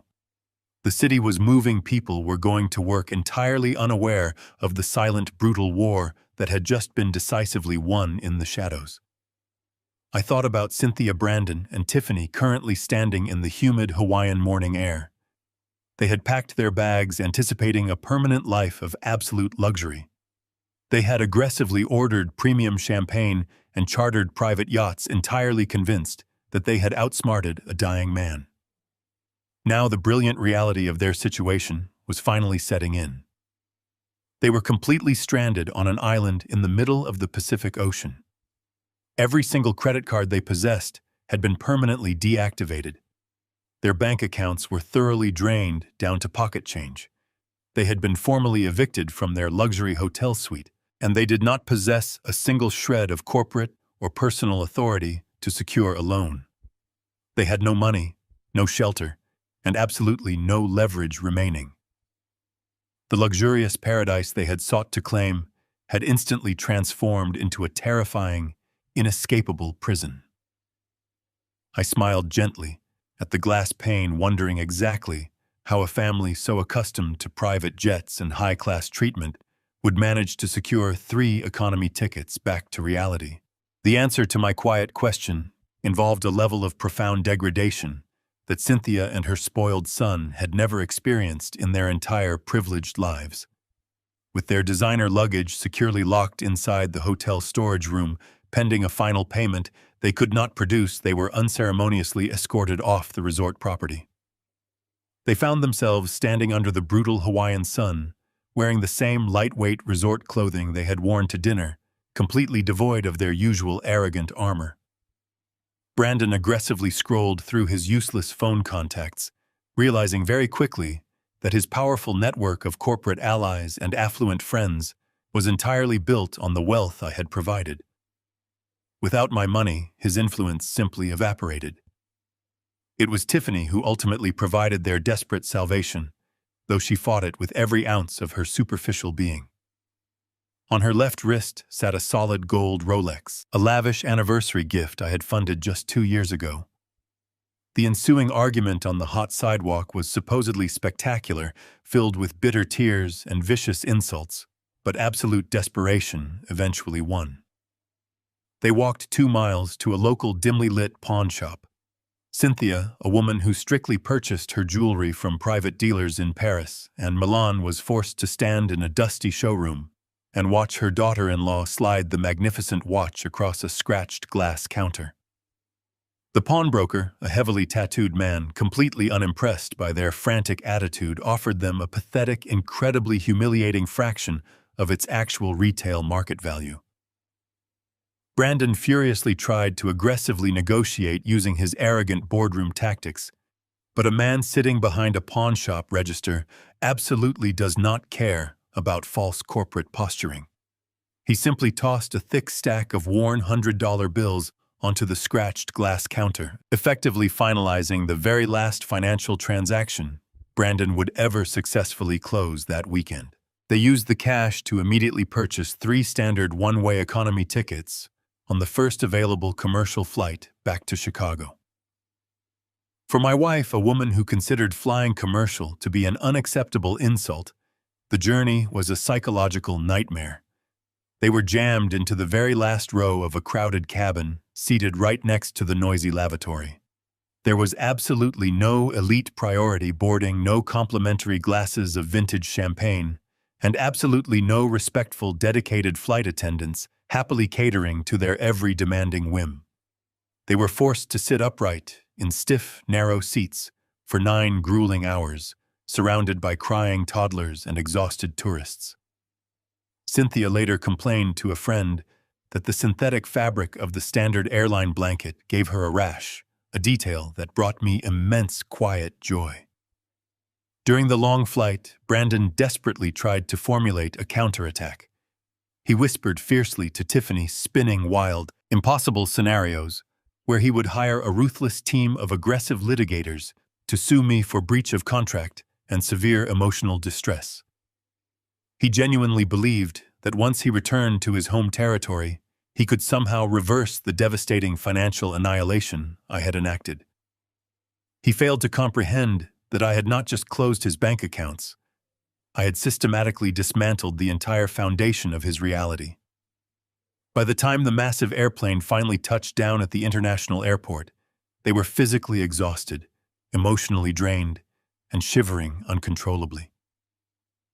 They had foolishly departed tropical paradise wearing thin linen shirts and delicate silk dresses, leaving them completely unprepared for the incredibly biting, unforgiving winter wind, howling violently across the freezing cold Midwestern tarmac. There was no sleek black car waiting for them at the curbside pickup. There was no personal driver rushing to open their doors and offer them heated leather seats. Instead, Brandon was forced to summon a standard rideshare vehicle using the last remaining funds from his personal application account. They huddled together in the back seat of a worn, heavily used sedan, enduring a tense, suffocating silence as the driver navigated the busy highway leading toward the affluent northern suburbs. Cynthia stared blankly out the smudged passenger window, her clenched jaw firmly set in a rigid, terrifying line of pure, unadulterated, blinding fury. She was silently and meticulously calculating the massive multi-million-dollar divorce settlement she planned to aggressively demand, entirely ignorant of the fact that the powerful trust had already shielded every single asset from her greedy grasp. The vehicle finally turned into their exclusive gated neighborhood, rolling slowly past manicured lawns and towering pristine mansions. Brandon sat up straighter, adjusting the collar of his wrinkled linen shirt. The sight of his massive $5 million property seemed to inject a fresh surge of false confidence into his veins. It was a sprawling, magnificent estate of stone and glass, a house I had purchased for them, in full, to ensure my grandchildren would grow up in absolute comfort. He firmly believed that this fortress was his untouchable sanctuary. He truly thought that once he crossed that threshold, he could regroup, hire an aggressive legal team, and drag me through years of painful litigation. The car stopped at the end of the long, circular driveway. Brandon practically leaped from the vehicle, marching up the wide stone steps toward the heavy double doors with his head held high. Cynthia and Tiffany followed closely behind him, shivering violently in the freezing evening air, incredibly eager to step inside the warm, luxurious foyer. Brandon confidently pulled his heavy metal key from his pocket and jammed it into the brass lock. He turned his wrist sharply, fully expecting the familiar, satisfying click of the heavy deadbolt. The key refused to turn. He frowned, jiggling the metal violently, completely convinced that the cold weather had temporarily jammed the delicate internal mechanism. He cursed softly under his frozen breath and angrily pulled the metal key out quickly, stepping over to the highly sophisticated biometric security pad securely mounted on the cold stone wall. He pressed his thumb firmly against the glowing glass sensor. The small digital screen instantly flashed a bright, angry red. Access denied. He tried again, pressing harder, his heart rate spiking as the red light illuminated his panicked face for a second time. Access permanently denied. Cynthia pushed past him furiously, demanding that he enter the manual override code. Brandon quickly typed the numbers with trembling fingers. The system beeped twice, a harsh, unforgiving sound that echoed loudly in the quiet suburban night. The heavy doors remained completely sealed. The sprawling $5 million mansion they considered their absolute property was entirely locked down. As the horrifying reality of their total exclusion began to settle heavily over them, the motion sensor lights on the expansive wraparound porch suddenly flared to life. The brilliant illumination cast long, stark shadows across the manicured landscaping. From the deep, darkened corner of the stone veranda, a tall, imposing figure slowly stepped forward into the harsh light. It was Harrison Cole. My ruthless wealth attorney stood perfectly still, his hands resting casually in the pockets of his expensive wool overcoat. He looked down at Brandon and Cynthia with an expression of cold, professional detachment, waiting patiently for them to fully process the catastrophic end of their privileged existence. Harrison did not move a single muscle as Brandon stared at him in absolute shock. The cold night air whipped across the stone porch, freezing the arrogant breath right inside my stepson. Behind Harrison, stepping smoothly out from the heavy shadows of the manicured security hedges, were two massive men dressed in identical dark suits. They were private security contractors, highly trained, heavily armed, and completely unbothered by the freezing temperature. They took their positions flanking the heavy double doors, crossing their thick arms and staring blankly at the shivering trio standing on the driveway. Cynthia was the first to finally break the suffocating silence. She wrapped her thin silk shawl tightly around her shaking shoulders and demanded to know what my attorney was doing on her property in the middle of the night. She ordered him to move aside and open the door immediately so she could get out of the freezing wind. She threatened to call the local police and have him arrested for trespassing on her private estate. Harrison simply smiled, a thin, humorless expression that did absolutely nothing to warm his face. He calmly reached inside the inner pocket of his heavy wool overcoat and slowly extracted a thick manila envelope. He held it out toward her, his hand perfectly steady in the bitter cold. The heavy paper seemed to absorb the dim security lighting, acting as a physical anchor for the absolute destruction about to follow. "This property no longer belongs to you, Cynthia," Harrison stated, his deep voice carrying easily over the howling wind. "In fact, as of Friday evening, the title was permanently transferred into a blind corporate trust, an entity over which you possess absolutely no legal authority or marital claim." He stepped down one stone stair and pressed the heavy envelope directly against her shivering chest until she was forced to instinctively grab it. "These are your formal divorce papers, properly filed, fully expedited, and legally binding." Cynthia stared down at the thick stack of premium legal paper, her manicured fingers trembling violently. She tried to muster a laugh, a pathetic, high-pitched sound of pure denial. She loudly proclaimed that a blind trust meant absolutely nothing, that she was legally entitled to exactly half of my sprawling estate, half of the commercial properties, and a massive monthly spousal support package that would sustain her luxurious lifestyle until the day she died. She promised Harrison that her own aggressive legal team would tear his amateur trust apart in a matter of weeks. Harrison buttoned his overcoat against the wind and shook his head with profound professional pity. He calmly reminded her of the ironclad prenuptial agreement she had eagerly signed 15 years ago. He recited the specific penalty clauses from memory, detailing the severe consequences of financial infidelity. He smoothly explained that her active participation in a documented conspiracy to defraud my personal estate, explicitly evidenced by her offshore wire attempts and massive unauthorized credit expenditures while I lay dying in a hospital bed, constituted a total unrecoverable breach of that contract. "You legally forfeit all spousal support." Cynthia Harrison concluded, his tone absolutely merciless. "You are entitled to absolutely zero alimony, zero property division, and zero compensation. You leave this marriage with exactly the clothes currently on your back." Harrison adjusted his pristine collar, ensuring his posture remained impeccably upright. He displayed absolutely no emotion as he silently judged the pathetic woman who had arrogantly attempted to discard a dying man for a lavish tropical vacation. Brandon violently shoved his mother behind him, his face turning a vibrant, dangerous shade of crimson. He began to scream into the freezing night, his voice echoing loudly against the neighboring stone mansions. He demanded to be led inside the house, furiously claiming that he was a victim of an illegal corporate coup. He pointed a shaking finger directly at Harrison and aggressively threatened to sue my software company for millions of dollars in punitive damages. He loudly declared that as the rightful chief operating officer, he held significant equity and unmatched operational authority, and that no obscure legal trickery could magically erase his documented corporate standing. He promised to drag my name through the most vicious, highly publicized corporate litigation the city had ever witnessed. Harrison did not flinch, nor did he raise his voice to match Brandon.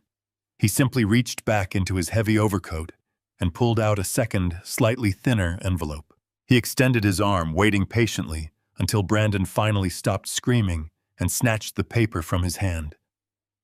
"You are officially terminated for gross corporate espionage, systemic fraud, and attempted grand larceny," Harrison explained smoothly. "Your executive privileges were permanently revoked 48 hours ago." Brandon ripped the envelope open, his eyes frantically scanning the formal termination letter. He stammered that a termination required board approval, that a dying man could not unilaterally execute a firing of a senior partner. Harrison took a slow, deliberate step forward, completely closing the distance between them. "Richard is very much alive, Brandon," he stated softly, "and he is very, very angry. The district attorney has already been fully notified of your documented attempt to illegally sell protected company assets to a New York venture capital firm. They currently possess the Vanguard and Hayes email threads, the financial wire receipts, and the blatantly forged medical power of attorney you foolishly tried to execute." Tiffany collapsed onto the cold, concrete driveway, burying her face in her hands and sobbing uncontrollably. The devastating reality of their situation was finally crashing down around them with the heavy, inescapable weight of a collapsing building. They were entirely locked out of their magnificent mansion. Their endless bank accounts were completely drained. The luxurious cars sitting inside the heated garage were legally untouchable. The massive software empire they had desperately tried to steal was entirely out of their reach. And worst of all, a highly aggressive criminal investigation was already quietly building against them in the shadows of the city. Harrison looked down at the pathetic, shivering trio standing in the freezing darkness. "I strongly suggest you vacate this private property immediately," Harrison commanded, gesturing slightly toward the two massive security contractors waiting silently on the porch. "If you remain on this driveway for another 60 seconds, these gentlemen are under strict, uncompromising orders to physically detain you and summon the local authorities for criminal trespassing. I do not care where you go, but you can no longer exist here." Cynthia tried to speak, her mouth opening and closing like a suffocated fish, but absolutely no words came out. Brandon dropped the termination letter onto the frozen concrete, his shoulders slumping in total, absolute defeat. They slowly turned around, pulling their thin, useless resort clothing tightly around their shaking bodies, and began the long, humiliating walk down the dark, freezing suburban street. Stuck out in the incredibly bitter cold, with no money, no hotel, no company, and absolutely no wealthy friends willing to cross my path, they had to somehow find a way to survive the night. They had played a dangerous game of greed, and they had definitively lost everything. The silence of the night swallowed them whole. The silence of the freezing suburban night was finally broken by a sound I had never expected to actually hear. Cynthia, a woman whose entire existence was meticulously built upon a foundation of absolute unyielding arrogance, was now completely shattered. Her perfectly curated facade simply dissolved into the biting wind. Her knees buckled beneath her incredibly thin, expensive silk dress, and she collapsed violently onto the hard, frozen concrete driveway. The sheer physical impact of her sudden fall echoed clearly through the high-definition security microphones, but she did not even seem to visually register the intense, agonizing physical pain. She threw her trembling hands forward, grabbing frantically at the hem of Harrison Cole's heavy, incredibly expensive wool winter overcoat. Tears streamed uncontrollably down her impeccably contoured face, completely ruining her dark makeup and leaving tragic streaks across her cheeks. She began to beg me. It was a completely pathetic, breathless stream of absolute desperation pouring from her trembling lips.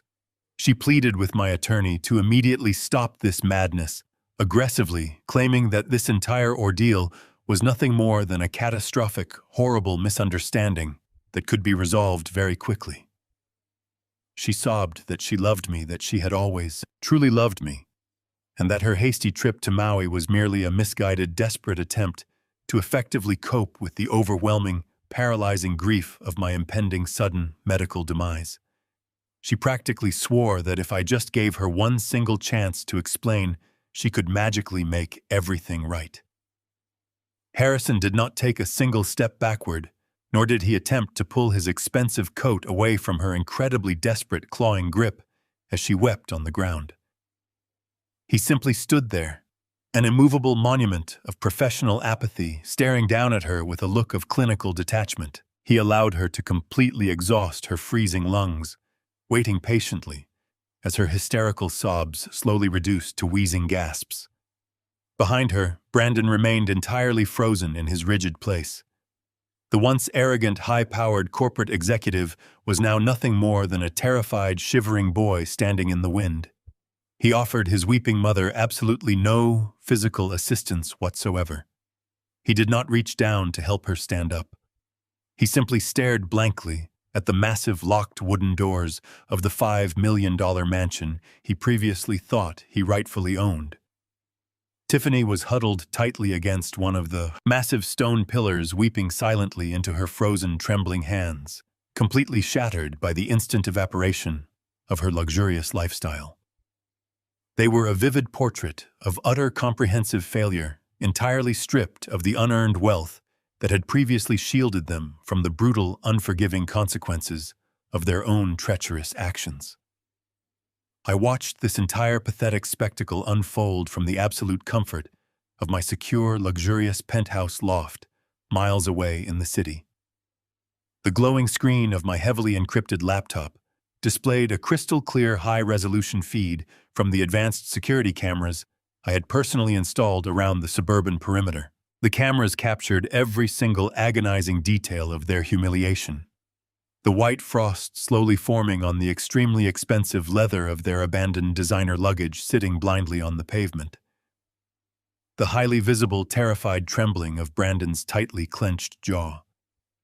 The pathetic way Cynthia's manicured fingernails scraped helplessly against the hard, frozen driveway as she begged for her stolen life. I sat deeply in my plush leather armchair, completely wrapped in a thick, warm blanket, holding a steaming ceramic mug of bitter black coffee. I took a slow, deliberate sip, letting the rich, dark liquid thoroughly warm my dry throat. I felt absolutely no pity for their sudden, devastating downfall. I felt absolutely no regret for the actions I took. I simply watched the woman who had callously wished for my sudden death kneel on the freezing ground and aggressively beg for my money.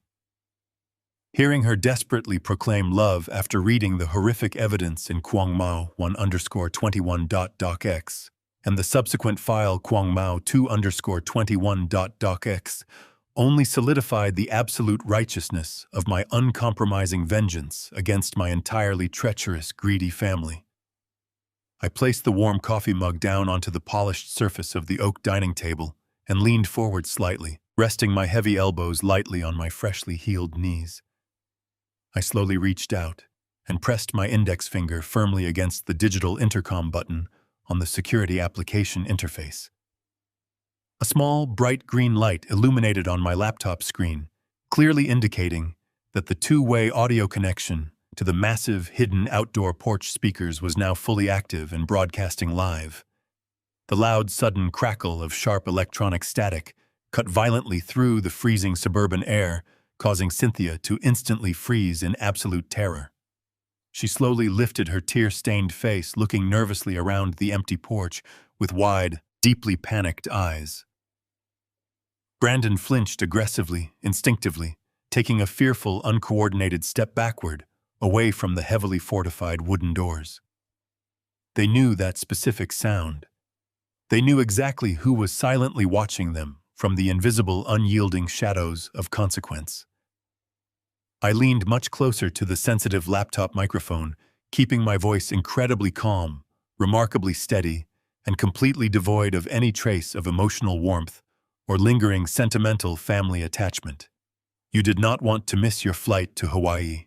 Cynthia, my voice boomed deeply through the high-fidelity outdoor speakers, echoing loudly across the massive stone veranda and rolling heavily down the long, circular driveway into the winter night. You packed your bags, while my heart monitor was still frantically beeping. You happily planned your lavish tropical celebrations while I was desperately fighting for every single breath I took. Now you do not have to worry about missing anything ever again. The psychological impact of my voice was absolutely and profoundly devastating. Cynthia let out a loud, piercing wail, aggressively covering her ears, as if my spoken words were physically burning her skin. Brandon completely collapsed against the cold stone wall, sliding down slowly, until he was sitting, helplessly, on the frozen ground, right next to his softly weeping wife. I removed my finger from the digital intercom button, instantly severing the audio connection, and plunging the sprawling estate back into the cold, unforgiving silence of the bitter winter. On the digital screen, I watched as Harrison Cole gave a single, almost imperceptible nod to the two massive private security contractors, standing silently in the shadows of the porch. The armed men immediately stepped forward, moving with swift, terrifying efficiency. They grabbed Brandon roughly by the arms, hauling him forcefully to his feet, and gestured aggressively for Cynthia and Tiffany to immediately follow. There was absolutely no room for any negotiation. There was absolutely no delay. The imposing guards marched the weeping, completely broken family down the long, winding driveway, physically escorting them all the way past the ornate iron gates that marked the absolute edge of the private property line. The heavy metal gates slowly swung shut behind them, locking with a loud, definitive, and permanent mechanical clatter. They were left standing entirely alone on the dark, freezing suburban sidewalk, clutching their thin resort clothing, shivering violently beside their entirely useless designer suitcases, permanently banished from my world. Exactly 30 days after that freezing night on the driveway, I walked through the towering glass doors of my corporate headquarters. The morning sun illuminated the expansive marble lobby, reflecting brightly off the polished surfaces and casting a warm golden glow over the bustling space. My physical recovery had been nothing short of miraculous. The dull ache in my chest had faded into a distant memory, replaced by a deep, resonant vitality that I had not felt in over a decade. I did not require a cane, nor did I need to pause for breath as I approached the private executive elevator. My mind was incredibly sharp, operating with a lethal, focused clarity that only surviving a profound betrayal can truly forge. The dedicated security personnel and administrative staff smiled warmly as I passed their eyes, reflecting genuine relief and profound respect. They had all witnessed the chaotic, sudden departure of my treacherous stepson, and they knew the rightful architect of the company had fully returned to his throne. The heavy elevator doors slid open, delivering me directly to the top floor. I walked down the silent, carpeted hallway and stepped into my massive corner office. The panoramic view of the Chicago skyline was absolutely breathtaking, a sprawling testament to the relentless ambition and sheer determination that had built this empire from a freezing concrete garage. I sat down behind my wide mahogany desk, resting my hands firmly on the smooth wood. The air in the room felt remarkably clean, completely purged of the toxic, arrogant energy Brandon had infected it with during my brief medical absence. I took a slow, deep breath, savoring the profound silence of absolute control. I reached over to the secure phone console and pressed the intercom button. I asked my executive assistant to locate Sarah Jenkins and send her to my office immediately. Less than 5 minutes later, the heavy wooden door swung open. Sarah stepped inside carrying her usual stack of financial ledgers and analytical reports. She looked tired but incredibly sharp, her eyes carrying the same unyielding grit that had helped us navigate the treacherous corporate battlefield for years. She sat down in the leather chair opposite my desk, placing her documents on the polished wood. She began to brief me on the latest quarterly projections, rapidly listing off complex data points and international revenue streams. I raised my right hand gently, signaling for her to stop. "I did not call you up here to discuss the quarterly margins, Sarah," I stated calmly, my voice carrying a deep, resonant warmth. "I called you here to discuss the permanent future of this company." I leaned forward, folding my hands together on the desk. When I was lying completely helpless in that intensive care unit surrounded by people who were actively plotting my immediate demise, you were the only person who possessed the courage and the loyalty to stand by my side. You risked your entire professional career to smuggle those documents into my room. You saved my life and you saved the legacy we built together. Sarah lowered her eyes, a rare display of quiet emotion washing over her face. "It was the only acceptable course of action, Richard," she replied softly. "I could never let them destroy what you created." I smiled, a genuine expression of profound gratitude. "I know," I said, "and that is exactly why I am officially terminating your current position as Chief Financial Officer." I slid a heavy embossed leather folder across the desk. "Effective immediately, you are the new Chief Operating Officer of this corporation. You have full executive authority, complete board voting rights, and a significantly expanded equity stake." Sarah stared at the leather folder, completely stunned by the magnitude of the promotion. It was a position she had rightfully earned a dozen times over a position Brandon had shamelessly occupied through nepotism alone. She slowly opened the cover, reading the formal executive decree. I watched the realization settle over her, a beautiful mixture of professional pride and immense relief. "We have a massive amount of work to do, Sarah," I continued, my tone shifting back into a focused, commanding rhythm. "We are going to aggressively expand our logistics network, and I need a truly lethal operational commander to lead the charge." "Are you ready to go to war?" Sarah closed the folder, sitting up perfectly straight. Her eyes locked onto mine, burning with fierce, unstoppable determination. "I am absolutely ready," she declared, her voice steady and powerful. We spent the next 3 hours mapping out a comprehensive, highly aggressive corporate strategy, entirely reshaping the company hierarchy and permanently purging every single useless executive Brandon had foolishly hired during his arrogant tenure. Once she finally departed my office to execute our new directives, I requested another essential meeting. Harrison Cole arrived shortly after lunch, carrying his signature leather briefcase and wearing his usual expression of cold, professional detachment. We had a different kind of restructuring to finalize. I instructed him to completely dissolve my previous last will and testament, systematically erasing every single mention of Cynthia Brandon and Tiffany from the binding legal text. "I refuse to leave a single dollar to pure, unadulterated greed," I explained to my attorney as he quickly drafted the new legal parameters. I directed Harrison to establish a massive, highly structured philanthropic trust. The vast majority of my personal liquid wealth, totaling hundreds of millions of dollars, would be permanently dedicated to funding advanced medical research facilities and comprehensive educational scholarships for underprivileged students across the city.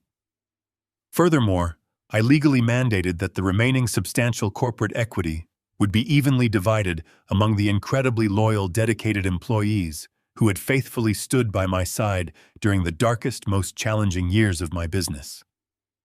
The mechanics working in the distribution centers, the software engineers writing code through the night, the administrative staff who kept the machine running.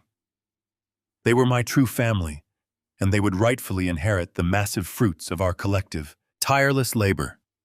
Harrison recorded every instruction with flawless precision, legally fortifying the new documents against any potential future challenges. By the time he packed his briefcase and offered a respectful nod of departure, my legacy was entirely secure, forever shielded from the destructive, grasping hands of entitled parasites. As the late afternoon sun began to dip below the towering city skyscrapers casting long, dramatic shadows across my office, my private cellular phone vibrated softly on the desk. It was a highly encrypted message from Robert Sanchez, the elite private investigator I had retained to quietly monitor the ensuing fallout.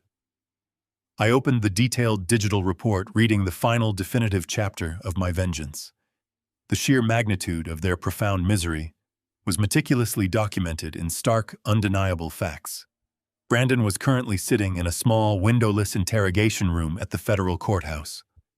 The district attorney had formally indicted him on multiple highly severe counts of aggressive wire fraud, grand larceny, and corporate espionage. The New York venture capital firm, utterly terrified of potential legal implication, had eagerly handed over every single recorded telephone conversation and forged document to the aggressive federal prosecutors. He was facing a mandatory minimum sentence of 15 grueling years in a federal penitentiary, and without access to my immense wealth, he was forced to rely on an incredibly overworked, profoundly exhausted public defender.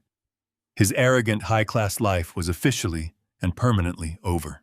The second half of the detailed investigative report focused entirely on Cynthia, the woman who had callously demanded I disappear from her life, the woman who had spent decades arrogantly parading through elite country clubs and exclusive designer boutiques, was now completely and utterly destitute. The incredibly harsh reality of her violated prenuptial agreement had left her with absolutely nothing but the clothes she had managed to carry off the freezing suburban sidewalk.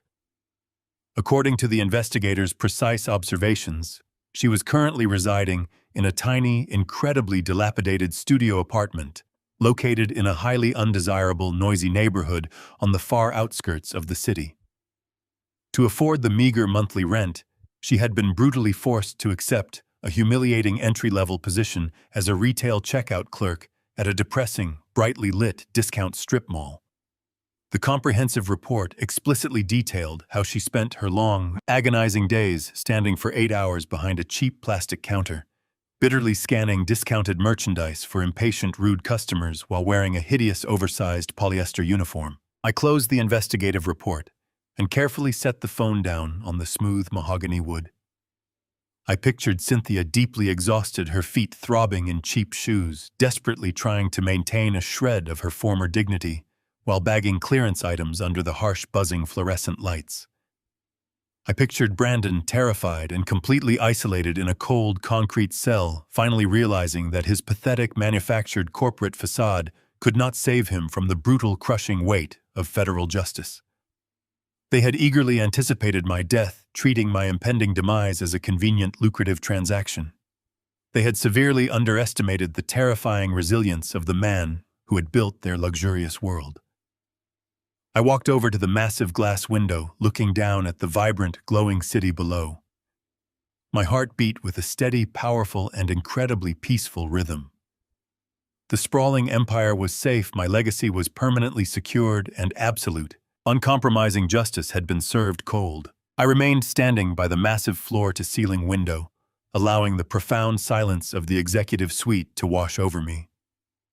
The sprawling Chicago skyline stretched out before my eyes, a breathtaking expanse of steel glass and relentless ambition. Below me, millions of tiny lights began to ignite as the late afternoon sun gracefully surrendered to the approaching twilight. The city was a massive breathing machine, constantly moving, constantly evolving, entirely indifferent to the petty dramas of those who failed to keep pace. I placed my right hand flat against the cool, thick glass, feeling a deep, powerful resonance vibrating within my own chest.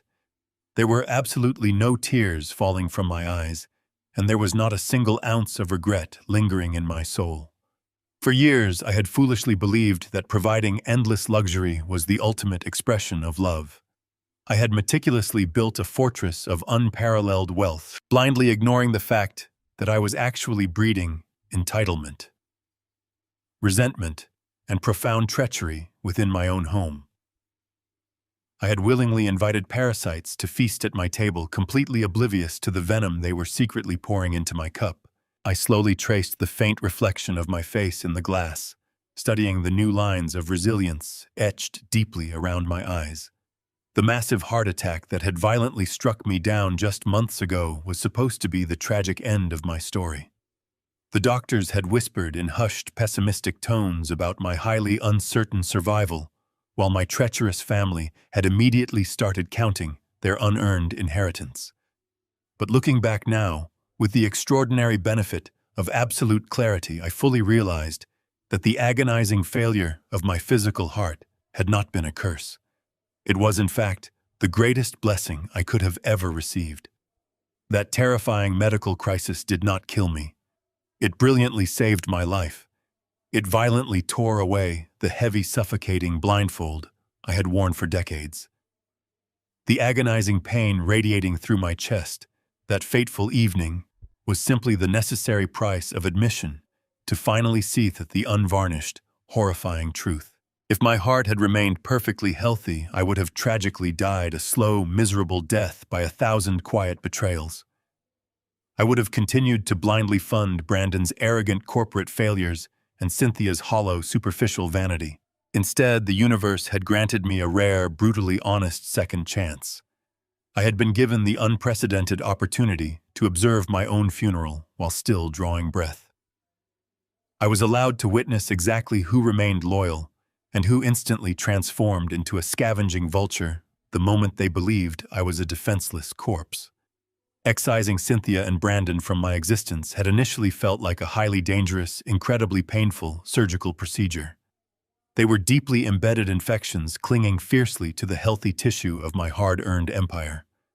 But now, with the toxic elements permanently removed, the incredible healing process was accelerating at a remarkable pace. The stifling atmosphere of deceit and manipulation that had quietly poisoned my life was entirely gone. I no longer had to constantly decipher hidden motives or politely tolerate their endless greedy demands. I was completely unburdened, beautifully liberated from the heavy, invisible chains of manufactured family obligation. The profound sense of empowerment flowing through my veins was incredibly intoxicating. I had faced the ultimate betrayal orchestrated by the people sleeping under my own roof, and I had absolutely crushed them with nothing more than raw intelligence and uncompromising patience. The magnificent corporate machine I had sacrificed my entire life to build was now running smoother and more efficiently than ever before. With Sarah Jenkins firmly established as the new chief operating officer, the executive suite was finally filled with genuine razor-sharp competence instead of pathetic, unearned arrogance. She was actively transforming my strategic visions into highly profitable realities, guiding the company toward unprecedented international expansion. Furthermore, the massive, highly structured philanthropic trusts I had recently established were already beginning to funnel millions of dollars into groundbreaking medical research and vital community development. My legacy was no longer a stagnant pool of hoarded wealth, waiting to be recklessly squandered by ungrateful heirs. It was a dynamic living force for monumental good.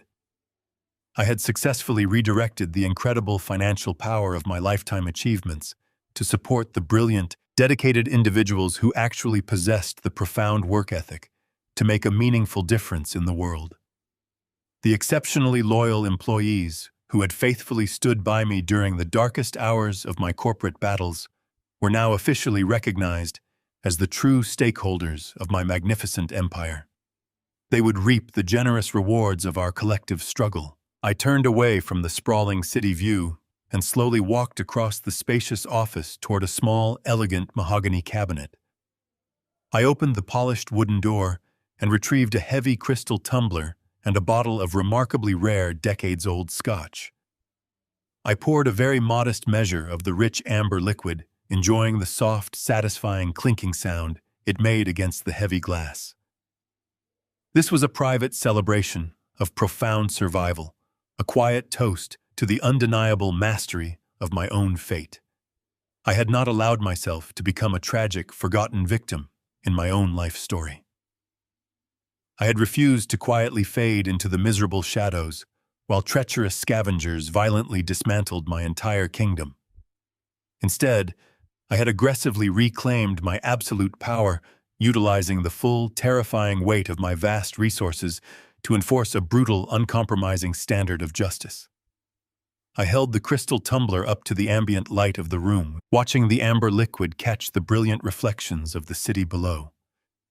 I was a man entirely reborn from the cold ashes of absolute betrayal, hardened by the undeniable reality of human greed. I took a very slow, appreciative sip. The complex, smoky flavor of the aged scotch warmed the back of my throat, offering a rich, deeply satisfying contrast to the icy, calculated vengeance I had so meticulously executed over the past month. My mind drifted briefly back to the shivering, pathetic figures of my former family, standing helplessly on that freezing suburban sidewalk. I felt a fleeting, almost imperceptible whisper of memory regarding the woman I once thought I loved, but it instantly vanished, completely eradicated by the harsh, brilliant illumination of undeniable truth. They were currently navigating the incredibly grim, punishing reality of their self-inflicted destruction, while I remained firmly entrenched at the absolute pinnacle of my magnificent world. The sprawling metropolis outside my window continued to pulse with vibrant electric energy, completely unaware of the silent, brutal war that had been decisively waged and undeniably won within its towering steel borders. I slowly walked back over to the expansive, crystal-clear glass, resting my hand heavily against the solid window pane one final remarkably peaceful time. The dark, endless sky above Chicago was perfectly clear, beautifully adorned with brilliant, shining stars that pierced through the deep, quiet night. I am Richard Vance, the undisputed, unchallenged master of this magnificent corporate empire, and my brand new life, completely free of any toxic shadows, is finally beautifully and absolutely, gloriously mine forevermore. The cool glass of this window remained smooth beneath my palm as I finally turned my back on the sprawling Chicago skyline. The quiet hum of the city faded into the background, completely replaced by the profound tranquility of my isolated penthouse loft. I walked slowly across the wide expanse of the room, my footsteps entirely silent against the thick premium carpets that lined the floor. The heavy burdens that had suffocated my spirit for so many decades were now completely eradicated. I moved with a newly discovered lightness, a physical manifestation of the immense emotional relief coursing through my veins. Every single corner of this massive space felt entirely different now. It no longer represented a fragile sanctuary from a treacherous family, but rather a permanent fortress of solitude and absolute victory. I approached the elegant marble island situated in the center of my modern kitchen. The ambient lighting above cast a warm, inviting glow over the polished stone surface. I placed my heavy crystal tumbler down, watching the remaining amber liquid settle perfectly still. There was no rush anymore.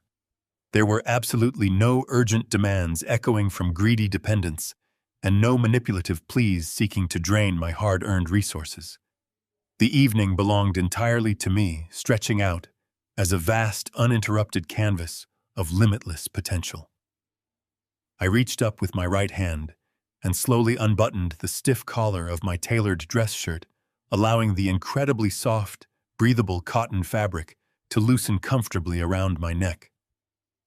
The simple, deliberate act of removing my formal business attire felt remarkably symbolic. It was the physical shedding of my rigid defensive armor.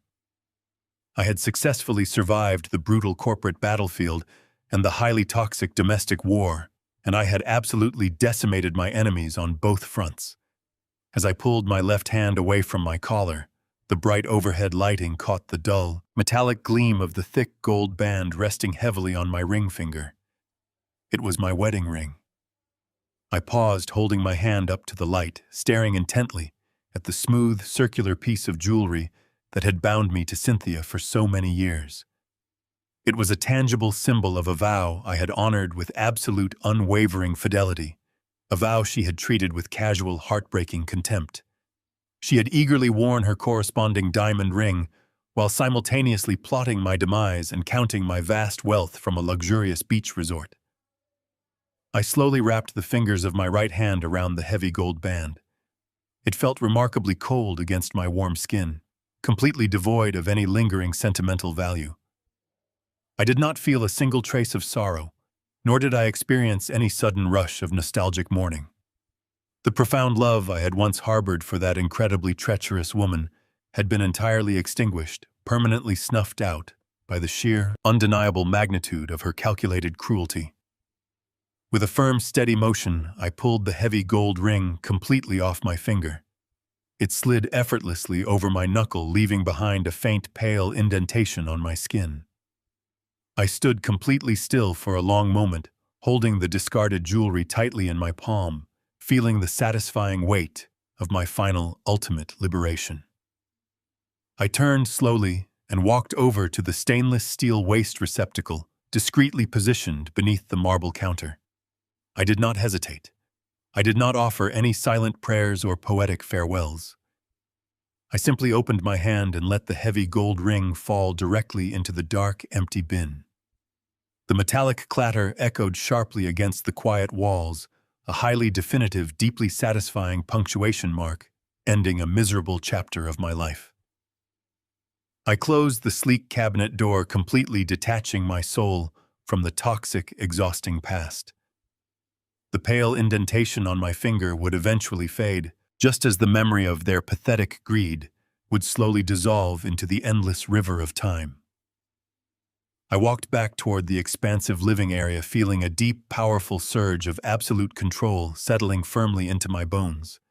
The massive leather armchair awaited me, positioned perfectly to offer an unobstructed view of the vibrant, glowing metropolis outside. I sank comfortably into the incredibly soft cushions, letting my head rest back against the premium leather. I reached over to the small, polished side table and picked up a thick, leather-bound book.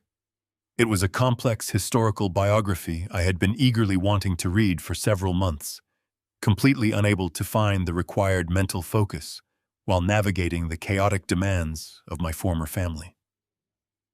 Now my mind was entirely my own. I opened the book, the crisp sound of the turning pages breaking the beautiful, heavy silence of the room. The words on the page were clear, sharp, and deeply engaging. I was no longer an exhausted, dying man desperately trying to secure an unappreciative legacy. I was a remarkably healthy, incredibly wealthy, and absolutely uncompromising force of nature. I had meticulously restructured my sprawling corporate empire to reward the genuinely loyal individuals who actually deserved it. I had permanently legally protected my massive financial assets from those who callously viewed my existence as nothing more than an inconvenient obstacle to their luxurious desires. The air in the penthouse felt incredibly pure, completely washed clean of deception and entitlement. The terrible, suffocating pressure in my chest that had once signaled my impending death was entirely gone, replaced by the steady, powerful rhythm of a completely revitalized heart. The relentless, ambitious machine I had built was currently operating at peak efficiency, generating immense prosperity that would now be utilized to profoundly benefit the greater good. The parasites who had actively sought to drain my life force were currently navigating the incredibly grim, unforgiving reality of their own treacherous actions, entirely stripped of the unearned luxury they had foolishly taken for granted.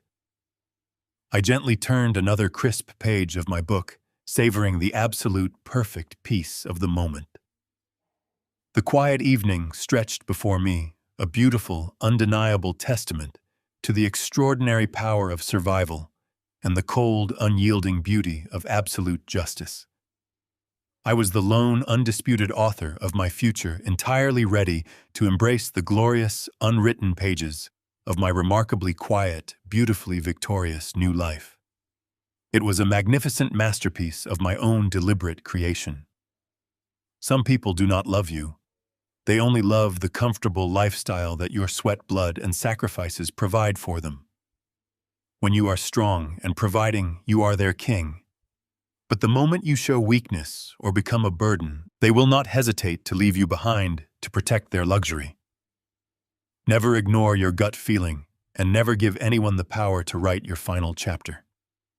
True wealth is not just about the money you accumulate. It is about having the ruthless courage to walk away from anyone who views your existence merely as a financial transaction. Please hit that like button if you truly believe betrayal should always be met with cold, hard justice. Subscribe to the channel for more raw, unapologetic life stories.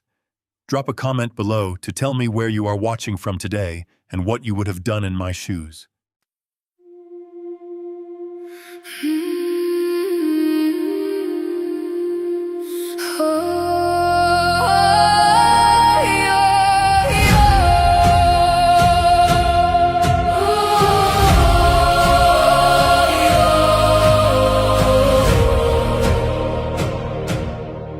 I used to ride upon your shoulders, thinking you could touch the sky.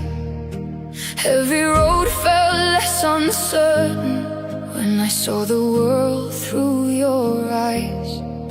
You were stronger than the mountains, taller than the northern pines. And when the winter winds were coming, you would stand between them and I. Time kept moving like the river, years slipped slowly out to sea. But no matter where life took me, you were always part of me.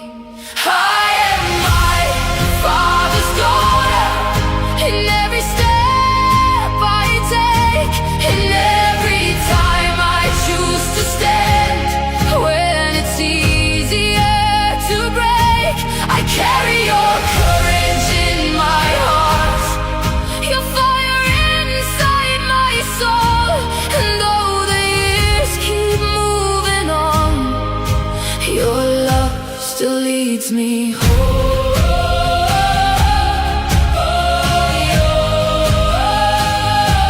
You taught me strength is not in power, but in kindness when it's hard. You taught me how to keep on going when the road grows cold and dark. Every lesson, every story, every laugh around the flame lies within me like an echo, calling softly through my name. And when I face my greatest battles, when I feel I can't go on, I can hear your voice beside me saying, child, you're stronger than you know.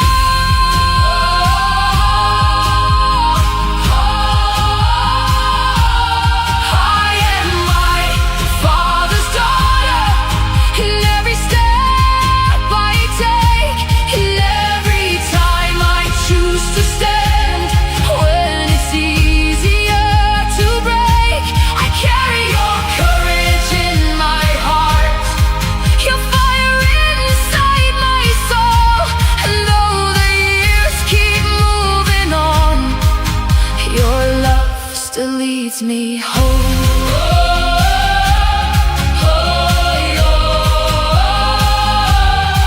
One day the snow will cover footprints, one day the fire will burn low.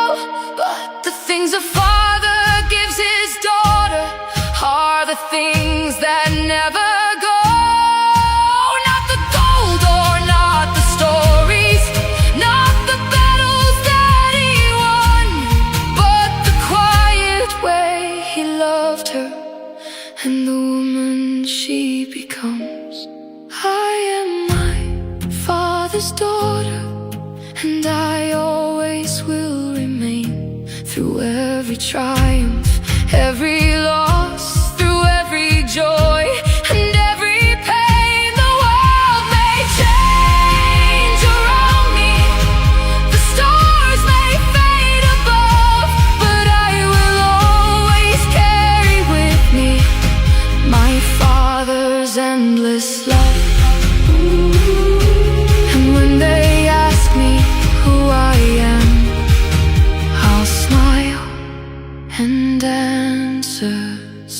quietly.